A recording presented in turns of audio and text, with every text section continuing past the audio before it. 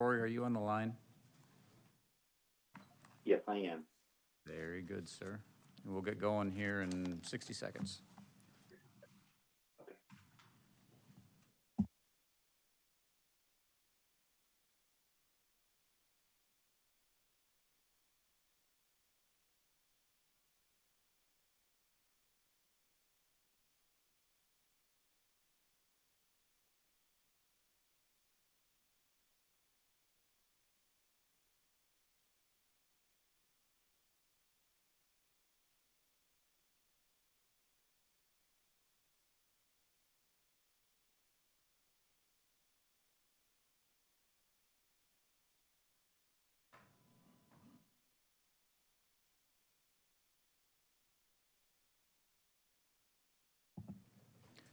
Okay, it's 6 o'clock on the dot. I'd like to call this meeting to order. This is the December 12th, 2022 Planning and Zoning Commission meeting for the town of Fountain Hills. If you would, please rise for the Pledge of Allegiance and a moment of silence.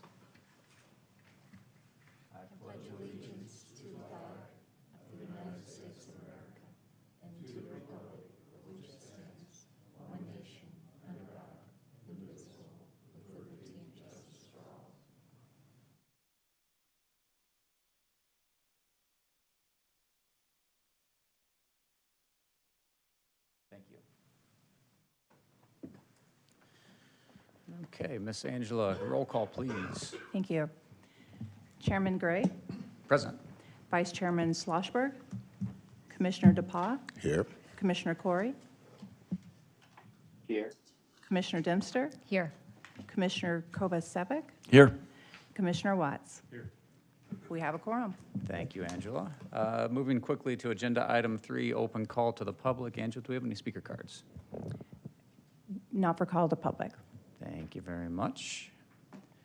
Agenda item 4, consideration and possible action on the regular meeting minutes from the Zoning Commission, agenda date November 14th, 2022. Commissioners, any comments or a motion, please? I would like to make a motion to approve the regular meeting minutes of the Planning and Zoning Commission meeting of November 14th, 2022. I'll second. All in favor? Aye. Aye. Aye. 7-0. Just as an FYI, Chair, my red light doesn't work.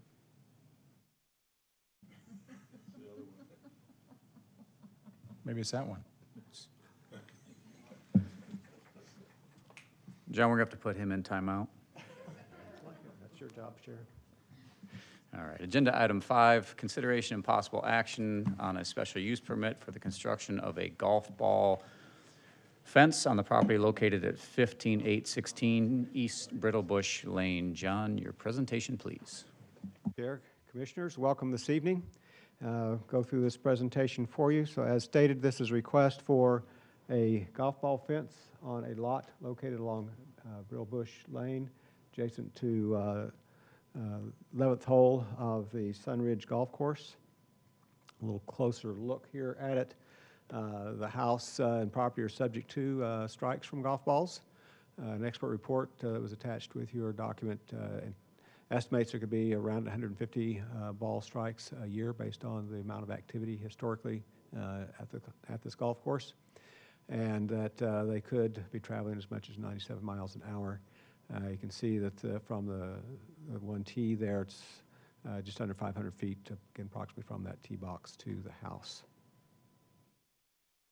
Here are some examples that the property owner provided of some of the golf ball hits that have taken place on the house. So you can see that the strikes do occur and damage does occur from those. Our zoning ordinance allows for golf ball fences to be approved administratively when they meet certain criteria. About the golf course, you're within 600 feet of the forwardmost tee box. Setback, as long as your neighbor agrees to the, it's awkward to say this, either your fence either set back from your property line as tall, as far as it is tall, you can do that administratively, or if the neighbor approves, you can go closer. But a maximum height of 25 feet, the pole has to blend with the background and then use a black net. So if you don't meet those criteria, then it requires that you apply for a special use permit and come before the commission and the town council. And so in this case, the property owner, particularly one on the east, did not approve the net. Because these lots are small, the fence would need to go right on the property line, and so it would require that property owner's approval, which they did not do. And then also they're proposing, as we'll see here in a minute, a horizontal net on the west side, which is kind of different than what's really anticipated in the code, really usually a vertical net. So that's not consistent with the code requirements. So for those reasons, that is here before the commission. So what's being proposed is a net along this northeast corner. As we'll talk about in a little bit, that actually like to go as high ultimately as 33 feet. And then also a horizontal net on this west side to cover the pool, because balls actually go over the house and strike this wall here some and land in the pool. So what's being proposed, again, ultimately what they would really like, based on the report, is a 35-foot tall net that would go here. And then on this side, these poles along this west side would be 18 feet tall, and the net would string from the top of those poles over and then attach to the eave of the house. So the zoning ordinance sets certain criteria for the commission to consider when looking at a special use permit. And what is the impact on the health, safety, welfare of persons in the neighborhood, and is it going to approval be detrimental, injurious in any way to the neighborhood or the town? So when we look at this particular situation, again, the house juts out a little bit more than the other ones adjacent to it. Let me go back to those aerials just a second. What's wrong thing here? So when you look at this property, the house and where it sits here, towards the back of this property, the other one next to it is a little bit further forward, and just kind of where you are from the tee box and the way the balls go, it's a little bit more subject to hits than those adjacent to it.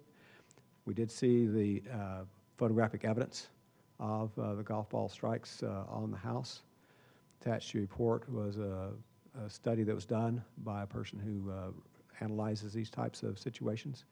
And they do, again, estimate a significant number of golf balls hitting this property at a fairly high speed. To my knowledge, and looking at our maps, I can see where the town has previously approved golf ball nets, and reading some of those reports. Basically, any time that the council saw there was damage being done by the golf balls, they have, it appears, approved these applications. Found 6 SUPs, and I know that over the last year we've approved administratively 2 golf ball nets or fences. Some of the concerns we've heard as we've looked at this and heard from some of the neighbors, the impact on views. People bought here and have had homes for many years along the golf course, partially because of the views. This house and the golf course have been here together for at least 25 years. And so I don't know if there's anything significantly different now than there has been for the last 25 years, why this would maybe become more of an issue. I mentioned in the staff report that the Architectural Review Committee for the HOA was also reviewing this for their approval. They met last Thursday. They were not able to come to a decision on this. And so they're hoping that the town comes to one that then they can consider from their end, but they have not made a decision at this point. That horizontal net that's proposed on the west side doesn't really quite conform to anything in our code. If someone were just trying to do some kind of patio cover there, it would have to meet setbacks. If it's a freestanding gazebo of some kind, a small structure, given the placement of the pool that's by the side of the house, there's really no place to put any structures to hold that up. It's just really kind of an odd situation. And so again, that's why that's being reviewed as part of the special use permit. If it were an accessory structure, it could be a maximum of 12 feet tall if it's a small structure and 15 feet tall if it's a large structure over 120 square feet. They're asking for 18 feet in height. So as we have looked at that, given the damage that we see on the property, the history of the town approving these, staff is recommending approval of the 25-foot tall fence at the northeast corner for the one on the west, because of the unique situation with use benefit easement. it would take approval of the neighbor there, 'cause those poles would actually be on their property to put it in as it's been proposed. If not, they'd have to move the poles to the east to stay on their property, which becomes challenging because of the location of the pool, but may be possible. But it would also recommend that come down to no more than 15 feet in height, similar to an accessory structure. Any questions that you have of me?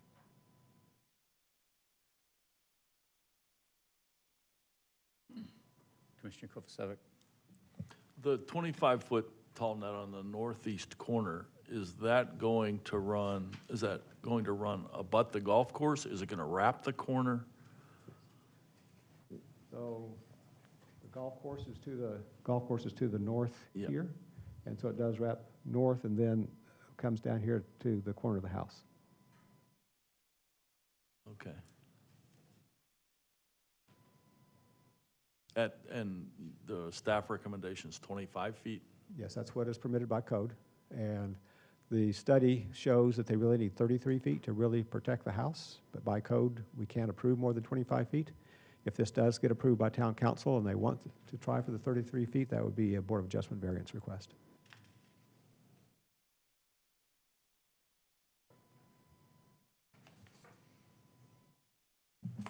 John, what is the color of the net proposed? I just saw black border roping, but I didn't see that in the So report. it's a black net. It's required to be a black net, Black, yes. okay. So the question is the poles. I haven't focused on that too much yet because we'd really get into that more at the building permit, see what they're exactly going to do, but it's supposed to blend with the background.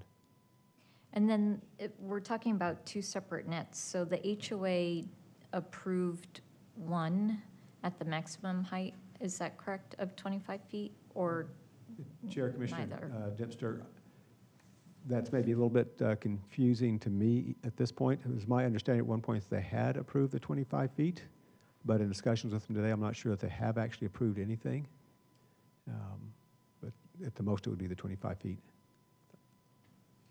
On the on the northeast northeast corner. corner? Right. Okay. Thank you. Commissioner DePauw? Yeah, John, the six known previously approved SUPs by the town, are they also, or are any of them in that general vicinity? Are they in the same course or in the same Commissioner community? DePauw, no. It's my understanding this would be the first one in this course. The ones that I'm aware of are all, there's a couple down in the Fire Rock and Eagle Mountain, on those golf courses, and then a couple over, forget the name of the one, kind of the Desert southeast Canyon. Desert Canyon golf course. Thank you. Commissioner Watts? John, over what time were these photos taken? Was it over a one-year period, two, more? Chairman, Commissioner Watts, that'd be a good question for the applicant. My understanding is they're all fairly recent. Okay. And are they subject to that same letter that goes out to the adjoining neighbors to have a meeting to talk about it, or is that only applicable to variances? It is applicable to SUPs. We handle it slightly differently this time just because of the nature of the request, but yes, and so the neighbors are all aware of it and have had a chance to provide their input. And we've got what kind of response from the neighbors? So we have emails, and you've got them in front of you. I did mention that earlier. We did get a couple of late emails, and they've been passed out to you. Got emails from neighbors on both sides, and there was a petition circulated by a neighbor that got about half the property owners along the street signing in opposition to the net. It's interesting that Sunridge Canyon has a very nice video, a drone video, where they fly all the fairways, and you can see the relationship between the fairways and the houses. And to your point, this has been like this for 25 years. Would you anticipate more requests for golf ball fencing based upon this as setting a precedent? And I know it's a crystal ball question. Yeah, Chairman, Commissioner Watts, it's hard to speculate given the history. Again, 25 years approximately that the course has been there, most of the homes have been there, and it hasn't been an issue. I wouldn't expect there to be a rush. But then again, once one goes up and somebody sees that and they say, oh yeah, I think I'd like that too, it could stimulate at least some. And it's unfortunate, it's right in the zone of the average, weekend golfer, about 220 yards, just shy of that. So it's, obviously the traps are there for that same reason, but it's just been there for a long time, so. Well, that's my challenge too, is in 25 years, the technology and the golfer have changed dramatically. And what was once the tail end of a shot for a lot of golfers is now in everybody's wheelhouse. So I'm not a big proponent of the fences, never really have been, but I can certainly understand the application. I can't figure out what's the benefit of the horizontal net. That just seems like a maintenance nightmare. So again, the applicant's here, he can explain it in more detail, but he can show, and the study shows the balls actually can go over the house and land in the pool, hit the house to the west. And so that horizontal net there is to prevent being in the pool and all of a sudden being hit by a ball while you're swimming.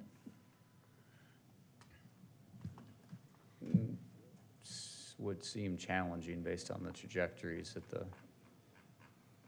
the third party has shown, but I suppose it's possible. I see the ricochet shots all day long, but I don't see direct strikes into that pool. That's the piece of it that I kind of struggle with. The other thing is that I think the average golfer, a right-handed golfer, has more of a fade than they have of that hook back to the left, or a slice, I guess. And it's kind of curious about that. Also, has there been any contact with Sunridge Canyon directly? I know at Desert Canyon, they've got club limitations on the driving range, for instance. And there was one house down the road from the driving range that fought for years to get netting up. But they restricted the clubs, and I would think that if they restricted clubs on this particular tee box, maybe to a 7-iron or something, that they would be able to minimize any impact, because it's a much more controllable club than a driver. So I don't know if there was any conversation at all. I don't know either. Yeah, I don't think that's a practical thing on a golf hole to tell somebody how they have to play it. But is it normal course of operation to come to the town before getting homeowner association approval? Chairman, Commissioner Kovacevic, it's a chicken and egg thing. They're each independent of each other, and one doesn't technically rely on the other, but they ultimately need both, and they've been trying to work both. Again, they had a meeting with the HOA last week, and HOA is, at this point, postponed any decision pending what happens with the town. Commissioner Dempster. John, can you tell between a 25-foot net and a 33-foot net that differential, how many golf balls? I was trying to look through the report. Can you tell, because you said that, I mean, because if I lived on a golf course, I would expect golf balls. It's just logic, and of course, being a realtor and selling property in Fountain Hills with multiple golf courses, homes on golf courses get golf balls. So if it was approved at 25 feet, how many golf balls would get beyond that? Because that would completely, hopefully diminish the projected 20 or 250 balls per year, potentially. So, Chairman, Commissioner Dempster, no, I don't recall that being specifically described in the report, how many more that would be. Thank you.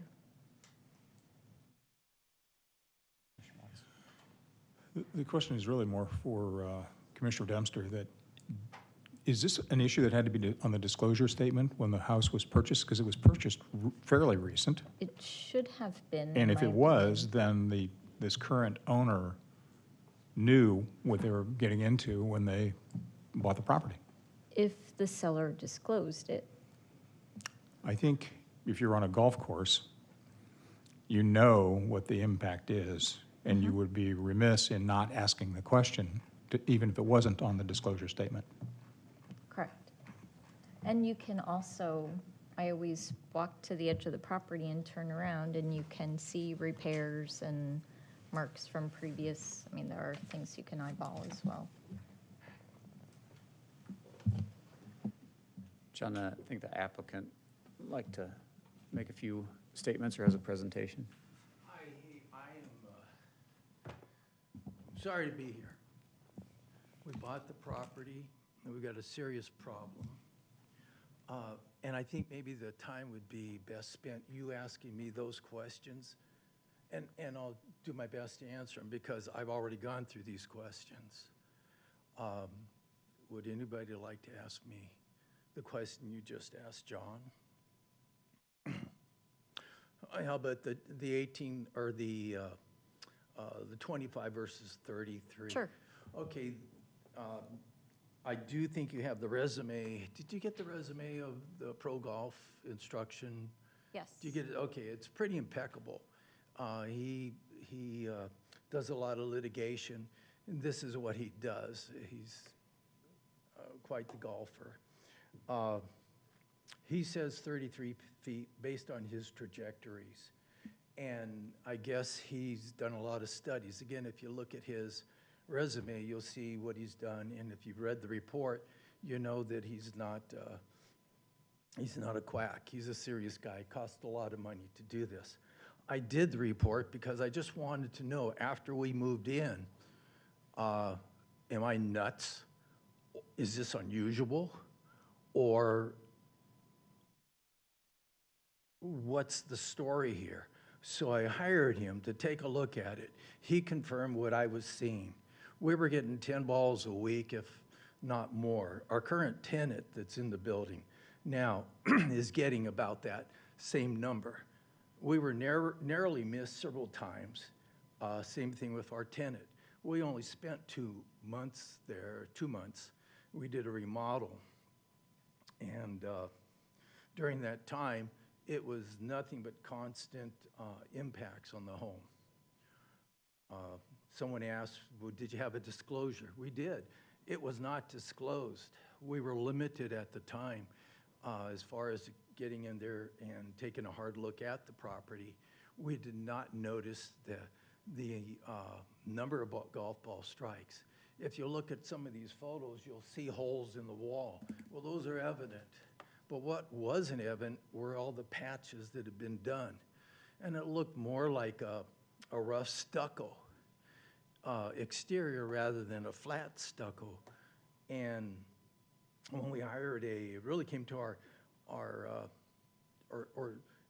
I really noticed it after my painter said he almost got knocked off a ladder while he was painting. A ball hit so close to him.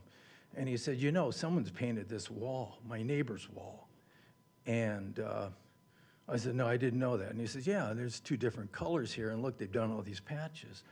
I asked the neighbor to the west if they wanted to participate in this fence once I got to that point, and they said no, and they said, you know, we don't want you touching our house. And I said, I wouldn't. I said, but have you painted your house? Have you painted that wall? And they said, no. And I said, well, somebody's painted your wall recently. Okay, and I'm assuming it's the previous seller. But I'm stuck in a position where it's untenable to be in the backyard. We can't use the backyard. Balls directly come splashing into that pool. They ricochet off the wall. Someone, I believe it was Mr. Watts, you mentioned something about why would we get so many there? Based on the fact that most right-hand golfers, it tends to go to the right. Well, a lot of people cut that dog leg. So they'll cut across. So rather than try and come up the center and lay it out to the center, they'll try and cut that corner. And that's our house. We stick out there further than anybody else. We take the majority of the impacts. I'm trying to think of what else. Oh, someone said, have you contacted Sunridge? Yeah, I did. I talked to the owner on a couple of occasions. And I said, look, here's kind of what's happening. Is there anything you could do that maybe could help me? Is there anything? I don't know. You're the expert. And he says, well, number one, no one's cutting the dog legs. Then we had this report done, and the report says, yeah, absolutely. Guys are trying to pick up a stroke and they're cutting the dog legs. That's another reason you're getting hit. And I said, well, could you adjust your boxes? So instead of going where they're going now, just kind of tweak them off to the right. So I have a tendency maybe to hit them off to the right. You know, could we put some trees out there? Could we do something to kind of get people to hit it to the right a little bit more? And at one point he said, maybe I could do something like that. And then that was kind of the last I heard. I followed up, and essentially he would like to do nothing. And I can't force him to do anything at this point in time. Okay, so I've attempted to do that with him. I hired the experts who came in the backyard, and they said, yeah, well, look, you need a fence in the northeast corner, and that ought to give you some safety while you're sitting in your backyard.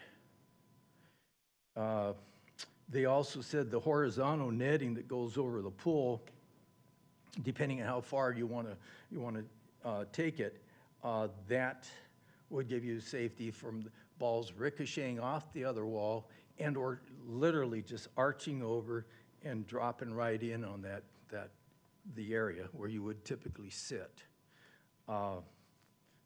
It's not 18 feet. I think the original plan was 18 feet, and I don't know how that got by us, but I don't need 18 feet as far as height on that west side. I just need like 11 or 12 feet, just something to cover it and a little slope down to the house.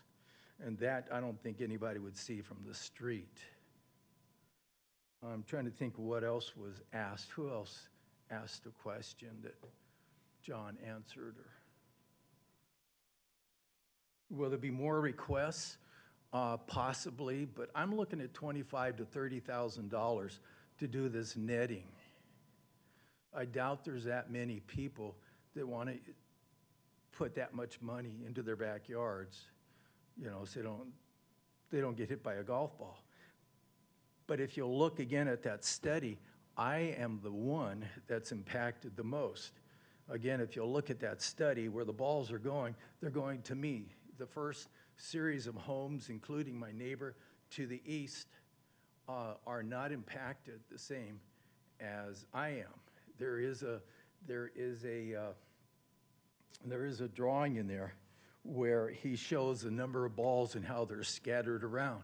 You'll see the lines where he's showing which ball at what speed ends up where. And again, it's us. Had I known this to begin with, we wouldn't have bought the property. Was not disclosed. As far as, yeah, it's a golf, you live on a golf course, you're going to get golf balls. Yep, we know that. We live on a golf course in Idaho. And no, we don't get anything like this. I think we got 2 balls last year. I talked to my neighbors further down the road, down the line, and no one gets anything like this. No one. After we moved in, after we were in the process of doing some remodeling, someone showed up at my door, and he was a previous kid that did the pool. He's a pool service. And he says, hey, I thought I was going to do your pool service. And I said, I thought you were too. But I never got your contact information, so I didn't know how to contact you. I said, I asked the seller for this information, never got it. And he says, well, that's really strange because I thought we had a good relationship. When the previous seller moved out, he gave me 400 golf balls that he'd collected in the backyard. I said, well, that's interesting because no one told me anything about any of this. So I'm faced with a really serious situation, which basically makes the yard unusable. Some people are saying, you know, gee, it's going to look ugly. I don't think you're going to see a whole lot from the street. If my netting on the west side is only 11 feet sloping down to, say, 10 to my house, that's going to be hard to see. And it's just going to be basically a few poles with the nets. On the northeast corner, if we can go to 33 feet, that should make a huge difference. Previously, the HOA approved 25 feet. I have the records, I have the emails, I have the approval. This time around, I think somebody lobbied the HOA against me, and I think that's why they haven't come out and said, okay, look, we're okay with 3 feet. Because I think originally they were aware of the liability that I had as an owner renting that property to somebody. And yes, I did disclose that to my new tenant. I said, you know, we're getting a hell of a lot of golf balls out here. I'm not sure how many, but I'm gonna have a study done and I'll share it with you once I get it done. If you have an issue, let me know. If you need to be let out of the lease, let me know if it becomes a problem for you. And they're telling me now, yeah, gee, Jim, there's a problem. We've almost got hit a couple times. So maybe if you have any other questions you want to ask me, feel free to ask me now, because I've done a lot of research on this, and, you know, I'm very concerned.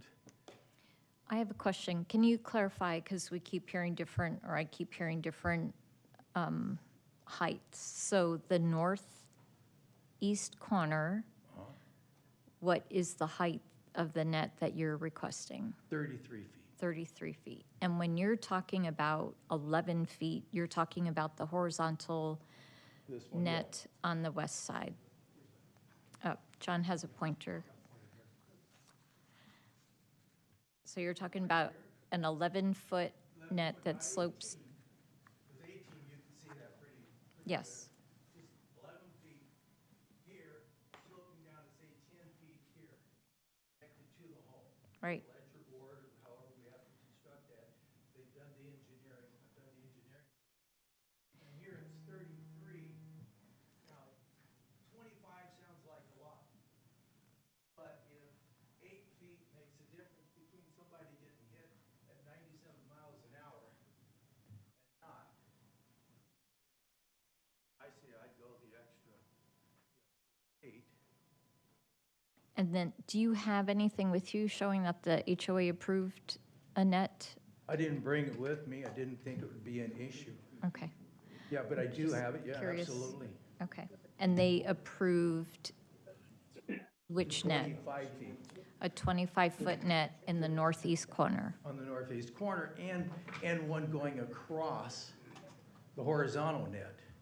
When I submitted it to the planning commission, I heard that, you know, you can't have one over 6 feet.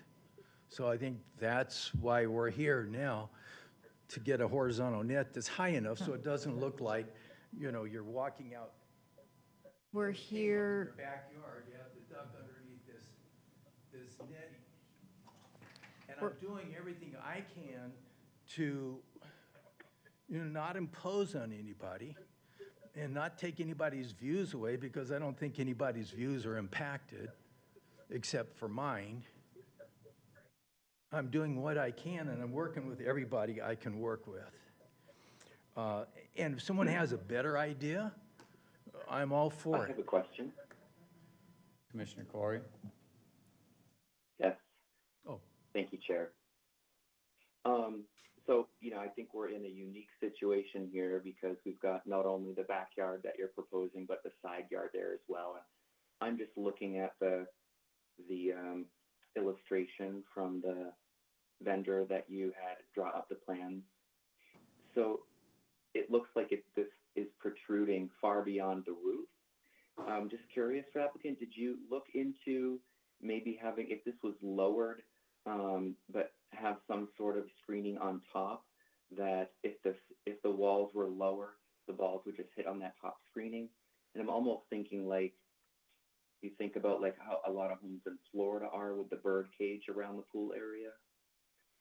That would all be within your property. It would protect from the balls coming from kind of a top-down direction as well. Did you look into that at all? I'm not sure I understand what you're saying. Let me just say this again. On the west side, which would be next to my neighbor's wall, we're looking at, say, 11 feet. Going down to my property, my wall, 10 feet, and connecting to that. So it's just a net overhead. It's not a complete bird cage. it's just a net, an overhead net sloping down. There's an issue with an easement there that my neighbor to the west has given me a 5-foot easement. And as I understand it, the HOA has said if they will agree, I could put poles in that easement and then drape it over to my house and connect it to my house. I'd have to be a foot off of their wall, okay? I'd have to be a foot off of their wall in order to do that, but I'd need their approval. If you say, well, look, you've got to go 5 feet off that wall, then you can't put posts in there because there's just not enough room. There's the pool that's going to get in the way. There's just not enough room.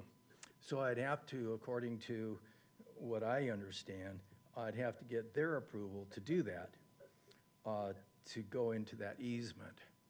And again, if there's another way of doing this, I'm looking for solutions. I'm not looking to cause problems, but I have a problem. So I'm here to brainstorm with you if we can find a way. Jim, just for clarity, is the L-shaped fence, the 33-foot fence, is that measured from native grade, or is that measured from top of your retainer there?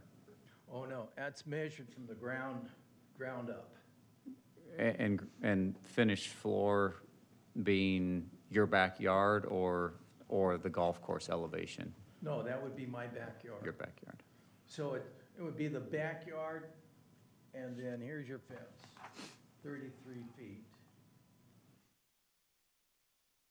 So really off the course, we're talking, Yeah, the course goes downhill, or the course is lower. right. Yeah, it looks like a double retainer back there. Yeah, it's a double retaining wall, drops down about 8 feet or something of that sort. We're kind of up there on an island by ourselves. I'm going to use an analogy here. I hope it's okay. The wall looks like Fallujah, okay, what was left of Fallujah. And that's on the west side. It's hit and pockmarked that bad. And again, when we bought the property, we had a very limited access to it. We were denied contractors to go in there and give us estimates on the property to do various things, one of which was to paint. And I think personally, he did it because of the fact he doesn't want us to come back and actually notice the number. And notice the fact that these were all golf hits. When you saw those photos, it's not just one hole. That hole's been patched. There are 2, 3, 4 holes in that same area.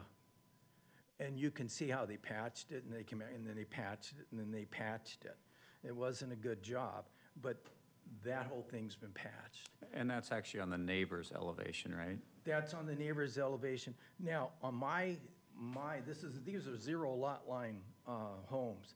On the right-hand side of that photo there, that'd be the east side. My wall doesn't look that great either, but that's my neighbor to the east. They're not impacted as much as I am, and that you'll see by the analysis that was done by the golf pro. Is your neighbor to the west is a full adopter, full participant? The neighbor who's given you the 5-foot easement? Yeah, that was, They're on board with your horizontal net? I haven't asked them. I didn't know that we would even need to do that. I thought, well, I mean, I didn't know. I'm learning. Chair, one of the 2 emails I left up there at your podium this evening is from that neighbor to the west, and they do have The one to the concerns. west, okay. Did they say no? They don't want something attached to their house. They weren't clear if they would approve any other kind of poles in between, but they were also concerned about the view impacts. Okay. So we're not going to attach anything to their home. It's a pole that goes up a foot away from their house, their wall, right?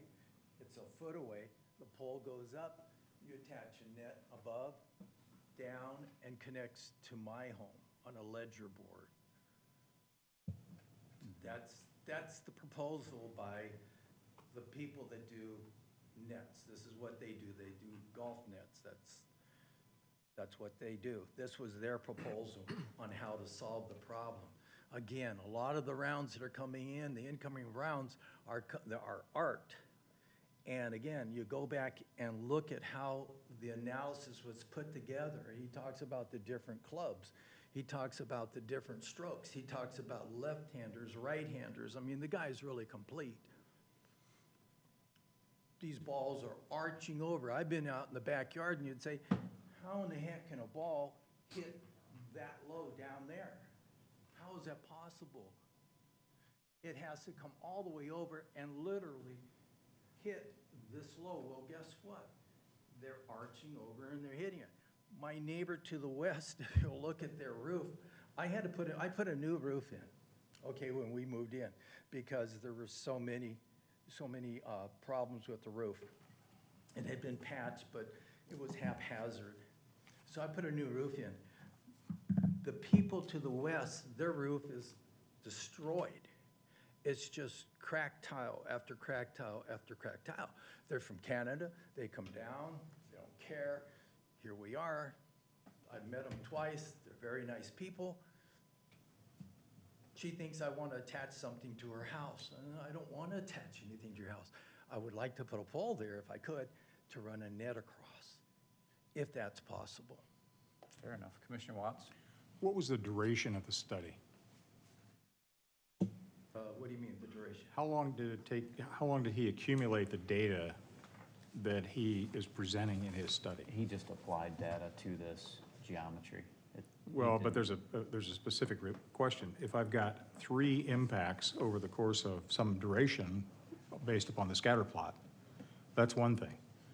But if that's representative of 10 impacts per dot, and I don't know what that is, that's why I'm asking the duration of the scatter plot, the collection of that data. I think, and I'm not sure, but again, it's in his resume. I think he's been doing this for 25 years or something.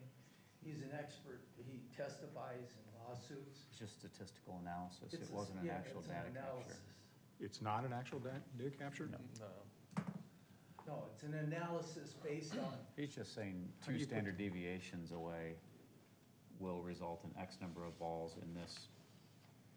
I've never seen a Sector. scatter plot put together without data behind it. Well, there's data behind the scatter plot, but then he's applying that scatter plot to this Yeah. particular situation. The data wasn't accumulated on the 11th tee at Sunridge Canyon. Doesn't it still reflect 3 dots on the house?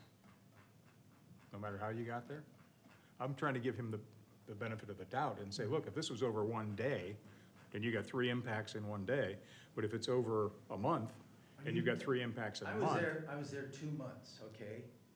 I was there 2 months doing a remodel. 25, 30 balls. What does that work out to?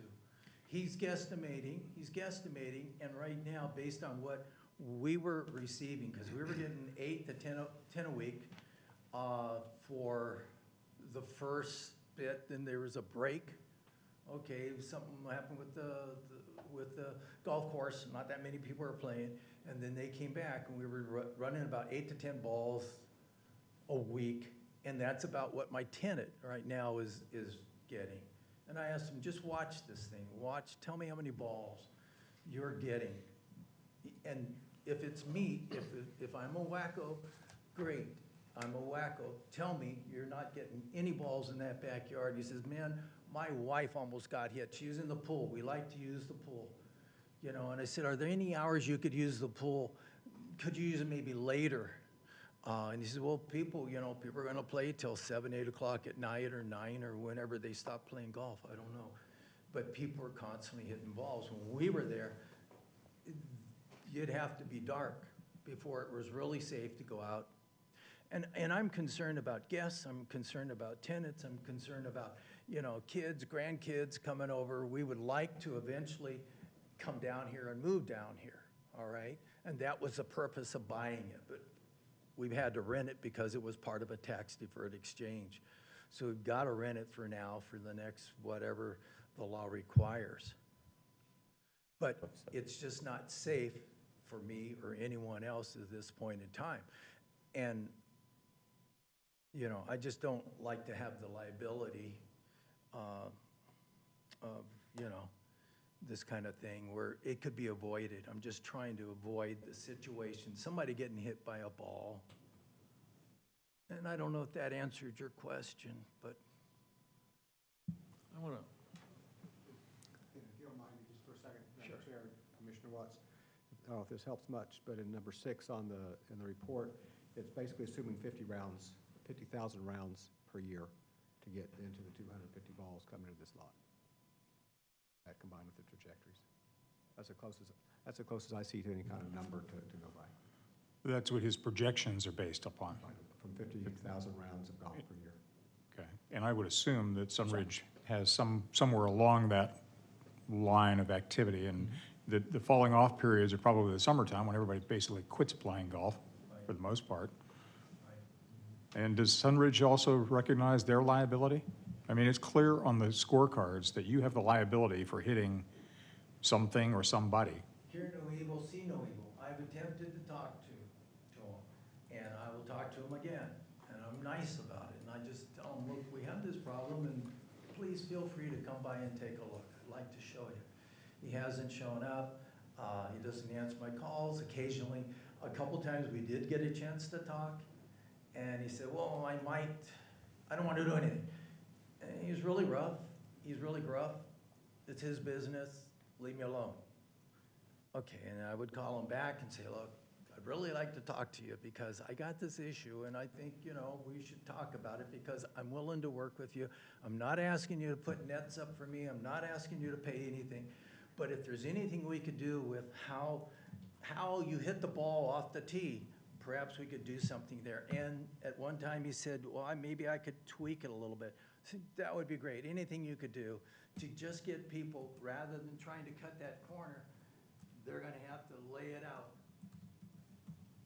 more out in the center. They're gonna, and if you put a nice tree down here, where if they try and cut that corner, they've gotta go over that tree or they've gotta dodge that tree. They are gonna twist to the right a little bit, okay? And there's just that much more room off to the right. I'm not trying to lay the problem off to the houses that are over there. There's just that much more distance between the tee and where that ball would lie out there. It's gonna be a lot safer for everybody. And I will go back and talk to him. I've got a lawyer right now. We're working, people are gonna start getting notices. Okay, so there'll be some wake-up calls. This, as far as I'm concerned, would really help me as far as safety goes and anyone else. So I'm just trying to avoid any and all conflicts with everybody. But there's an issue with the previous seller, and, you know, we're gonna have to work that one out. It's expensive. I don't wanna do it. I sure don't wanna hurt anybody else's views. I don't think anybody else's views will be impacted. If you'll look at the home to the west, there's a big tree there. They'll never see it. Right up there in the corner. And on the east, we have a tree. Most of this fence, as the tree grows, is gonna be covered. Okay, you're gonna come out of the east, the home to the east. You'd come out, go to the backyard, look off to, I guess that would be the west. You'll see a fence. You'll see the netting. You'll also see a tree that we have right there that we're gonna keep. We're gonna work around the tree. So we're trying to minimize impacts for everybody. And especially someone getting hit with a ball and whatever happens after that. What didn't I cover? Yeah. What can I be clear about? I have a question for John. John, can the town, mediate something between the the golf course and the petitioner? Chairman, Commissioner, we don't have a specific mediator, but I suppose that's something we could try to all get into a room together on and discuss. Yeah. We've not done that before. Yeah, I want to add a little clarity, if I might be able to. If you could bring up an overhead of the golf hole. So how much we've got, what are you looking for? Is that good enough, or? Is it? Yeah, that can work. Good. So if you see the line that basically shows the direction that that you want to hit. I mean, there are, which is the red button? Is that the, whoop, That's not the wrong red button. Which is the red, oh, there it is. That one? No? Yeah, it was up on the ceiling. You just got to point it in the right direction. There we go. All right, that line. The way the golf hole lays out, it gives you more room to the right, and the visual from the tee is that you do want to hit the ball to the right. The problem is, if you hit the ball to the right, and nobody's addressed this, there's a strand of trees and things down here in front of the green and a little wash that protect the green. So if you're out to the right, you don't have a shot to the green. And the people that know this try and play the golf hole down the left-hand side. And because the best place to get to the green is to land here. And if you land here and you miss hit, and you hit a hook, you're in petitioner's backyard and bouncing off the houses over there. And I do think that the golf course owner-operator could, at a low cost, put in some trees, first of all, to protect the homes, and B, cut back the trees that are in the wash in order to open up the golf hole from the right-hand side. But I don't know if that's something that the city or the town would be willing to intervene in.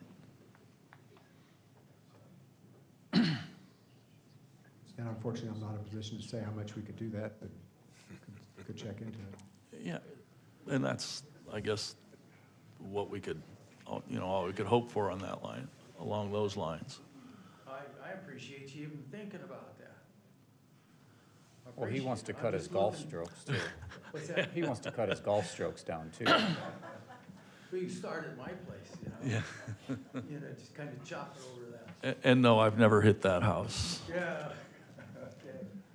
Hey, Commissioner- I just want to say not one last thing, but we bought the home through a 1031 exchange. Okay, we own a lot of properties. We own really nice properties. All our properties are kept up. That's what we do. Okay, we intend to move into that property. Okay, as soon as whatever the waiting period is for a 1031 to where you can transition it into your own home. Ms. Dempster, you're a real estate person, and you probably know what that period is. I think it's basically a year and a half, something of that sort. Is that correct? Yes. Okay, so we didn't buy it as an investment property. We're just gonna rent it and throw a net up. If it was just an investment property, I wouldn't put another 25,000, 30,000 into it. I would just rent it, and I'd have some sort of disclosure, hey, there's a lot of golf balls, be careful. Okay, we didn't do that, and we don't intend to do that. And if I have netting and my netting looks awful, it's gone, because we're gonna live there, and we intend to keep it up. So I know probably someone's come along and said, oh, he's an investor. Yeah, that's what we've done. That's what we are. We are investors. We buy real estate, but we buy them and we hold them. We buy them in good locations, great properties. We have super tenants, and we maintain all of our properties really well. And if anything, we want the values to continue to go up. That's why we chose this location. Mutual aid requires 12 months rental. That is not like an Airbnb that people just churn and burn. This is my wife. So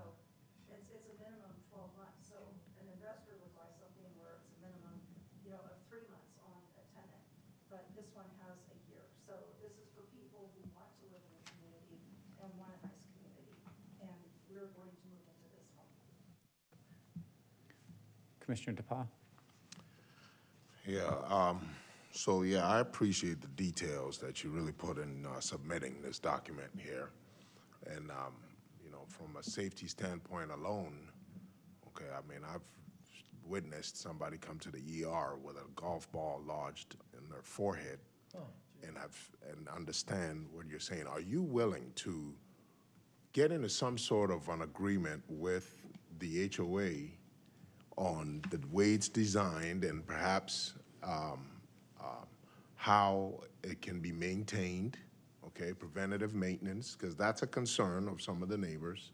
They think that this can someday become a problem. And I don't know how much of an impact this actually can be on property value. Is there anything there, Susan?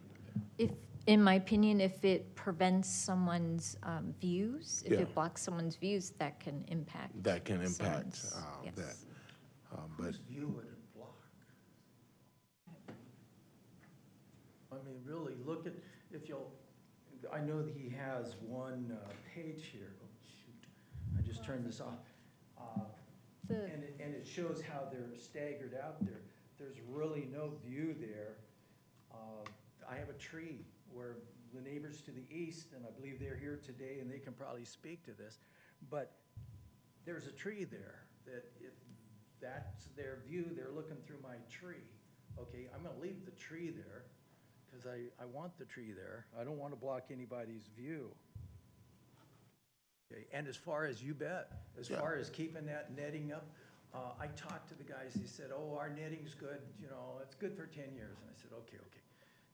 So how long is your netting really good for out in the sun out here in Arizona? He says, it's good for 10 years. It's special, this, that, or another. And I said, whatever. If down the road I call you and I need new netting, can you come out? Will you come out? And say, this is what we do. This is all the people that designed this for me, this is what they do.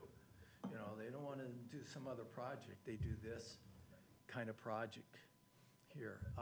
So absolutely, I want it to look good. I mean, we're there. We're not slumlords.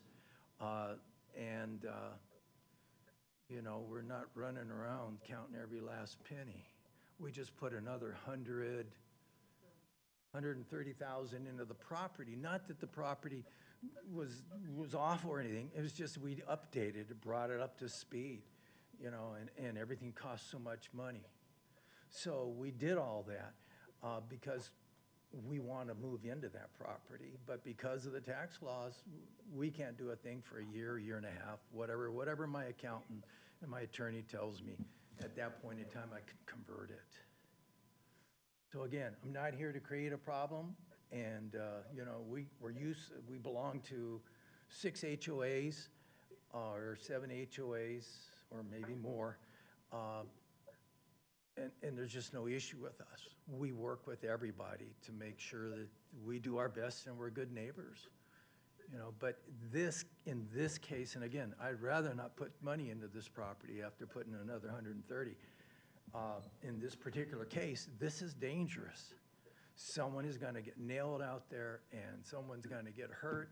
They're going to look to me, and I'm going to look to somebody else, because litigation's just expensive. It's really expensive. If we can avoid any kind of problems in the future by doing this or lessen them, then I say, let me spend my money. And and I'm sorry you've got a 25-foot limit. Somebody created that out of whatever. But I got an actual guy that understands trajectory. As a matter of fact, last thing I'll say, I have a nephew in the Marine Corps. He does. He works with all the latest cannons, all the HIMARS that now Ukraine has. That's what he works on. And in passing, he happened to be here in the U.S. And I said, hey, look at this. Does this sound about right? And he says, yeah, trajectory-wise. He says, yeah, I think this guy's right on. He says, I've used some of his the same kind of applications to figure out where I'm dropping those rounds. Okay, he says, yeah, this guy's for real. So again, look at his resume. That's why I hired him. If you don't have any other questions, I'll stand down and appreciate your time. Appreciate that, Jim. So we'll open the public hearing, and then if we've got any follow-up questions, we'll call you back up. Okay, thank you very much. So, John, before we open public hearing, just kind of distilling down to where we're actually at, we're actually reviewing an application for the northeast corner, a net up to 25 feet, right, is what's actually on the table for us, and then anything above and beyond that would need to go to Board of Adjustment down the road. And if I understood correctly, the secondary horizontal net application, so long as Jim's willing to reduce that height down to accessory structure height, does that change whether or not that's a part of this equation or not? Yes, because of the setback requirements that would go with it for any other type of structure, doesn't quite meet those, so it is falling into that golf fence. That's what he's applying for, and it's not specifically covered by the code, so yes. Okay, and if he went to more of a cantilever structure, there's hundreds and hundreds of examples of that around the valley here that didn't have an anchoring point within the setback, would that change and rule that out? Yes, that would make a difference. Again, I'm not the engineer, the architect, or the designer anyway for that, but I did, try to look at it the best I could, and just with the location of where the pool is, it would be, I think, a challenge to have anchoring posts here that would cantilever out that far to really cover the pool like he's wanting to. Maybe it can be done, but it would be a challenge. What is, so that's a 25 foot at the, about midpoint there of the pool, give or take? So, I'm not sure exactly what you're asking, but the Well, actual from property line runs right along the west edge. the of east that to pool. west, And, how wide is that side yard? I don't remember that at this point. I think some of the dimensions I did look at. I don't remember what that is. This is a R1 6A, so it has a 5-foot side yard requirement, is all it has, Okay. and a 10-foot rear yard. I looked at some designs, maybe of some kind of triangle-shaped thing that could cover part of it might be options, but again, it probably could be engineered, but I can't leave her that far. That would take a lot of engineering and probably a lot of cost. And so if it goes forward as proposed here, there's a whole nother easement issue to work through with the adjacent parcel owner. Correct, because again, the property line is someplace right through here and through a use and benefit easement. This property owner has use of this 5 feet. It's not clear to me what all he can really do with that. It talks about pools being able to be in that easement, but when you do some other kind of structure, can that be there? Again, it's not clear to me. We would need to have that clarified before we would issue building permit. Okay, but that can be handled administratively Correct. without, okay. Commissioners, let's go ahead and open the public hearing portion. Angela, do we have any speaker cards? Yes, we do. For my clarification, are you to refer to agenda item 5 or 6? 5, right? Okay, we do. Yes, 5. We do. We have a Bobby Kinnemer.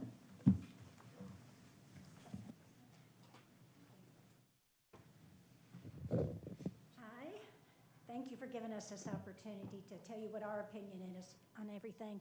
And I am all for the Johnsons being safe. Safety is extremely important to us as well. I wanted to voice my opinion on the proposed netting for the home located at 15816 East Brittlebush Lane. I've lived at 15820 East Brittlebush Lane for 4 years. My home is located on the east side of the home requesting a variance. Actually, I'll be, I think, most impacted because I'm on the side with the 33-foot fence that they're wanting. As a Fountain Hills realtor, I certainly understand that properties located on the golf course side of the street often bring a higher price. When I purchased my home, the home was a fixer-upper, but my husband and I, because of the mountain views to the east and the west and the golf course, we decided that's the house we wanted to buy. And so we spent, gosh, I think it was close to $80,000 installing professional landscaping to minimize the risk of stray balls. We also installed a pergola over the sitting area, an outdoor kitchen, and planted trees along the west side of our property that's adjacent to 15816 East Brittlebush Lane to minimize balls ricocheting off our neighbor's home. It has worked. That picture you saw up there was an old picture. Now, since we've installed the pergola and then we've installed bushes and trees, it softens those hits, and there's maybe one ding on that side of the wall now that we've done all of that. So it is working. We have our grandchildren in the backyard, we have neighbors in the backyard, and we just, we've just done things to minimize the risk and make it safe for us. I don't argue that the Johnsons want to make their backyards safer. I don't blame them. But I just challenge the way it's being done. I think there's other things that can be considered that would make their home just as safe. But my husband and I did our homework before purchasing our home. We realized the golf course opened up for business in 1995, and our home was built in 98. So we will not hold the golf course liable. They were there before the homes were, and we won't hold any of the golfers responsible either. We knew the risk when we bought the home. As this is the second home we have owned on a golf course, we understand that there is a risk involved in purchasing a home on a golf course. Some homes have more risk than others, depending on the home's location, but I feel like it's the responsibility of the potential homeowner to perform their due diligence before purchasing the home and talking to the golf course and finding out where those homes that are most at risk are before they make their final decision in purchasing a home. I oppose the variance and the netting for several reasons. As an agent, I can guarantee you it will lower my property value. It will restrict our views that I enjoy, and the main reason that we purchased our home. I don't know how a 33-foot fence couldn't limit our views in some capacity. That's just me. Research supports that over time, the harsh climate causes the netting to fray, and ongoing maintenance is needed to prevent the netting from becoming an eyesore. The owner of this property did buy this home. He did not buy this home as a primary residence or even a second home. It was purchased by an LLC with the intent to rent it. I know he says that he plans on moving into the home, and that's great, but that's not the reality right now. The reality right now is that that home is a rental home, and we don't know how long it will be a rental home, for sure. What will the fence look like 2 years from now, 3 years from now, 5 years from now? I don't know. And are there any measures that can be put in place to ensure that that will be maintained in a proper way? I took the time to talk to our neighbors about their opinion of installing golf netting. There's 16 homes, excluding the home in question on the golf side of Brittlebush.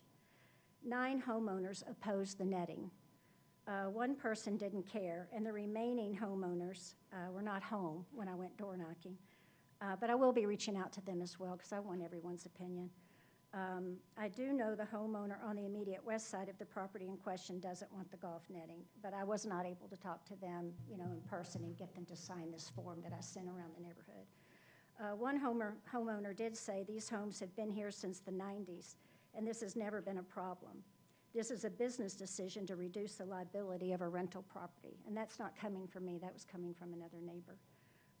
In summary, I'm opposed to the golf netting, and I encourage the HOA and the city officials not to approve the golf netting.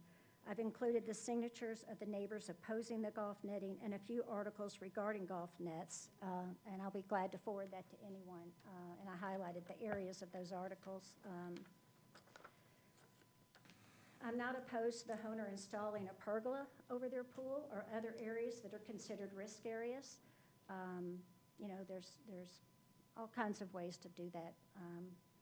I do value safety, and that is why I installed a pergola and landscape screening in my own yard to reduce the risk of stray balls, not only in my yard, but it also has protected my neighbor's property from damage to their walls. So, I'm trying to be a good neighbor too, and I don't want to start a war, but I feel like I'm entitled to my opinion too, to let you know what I feel like in my home.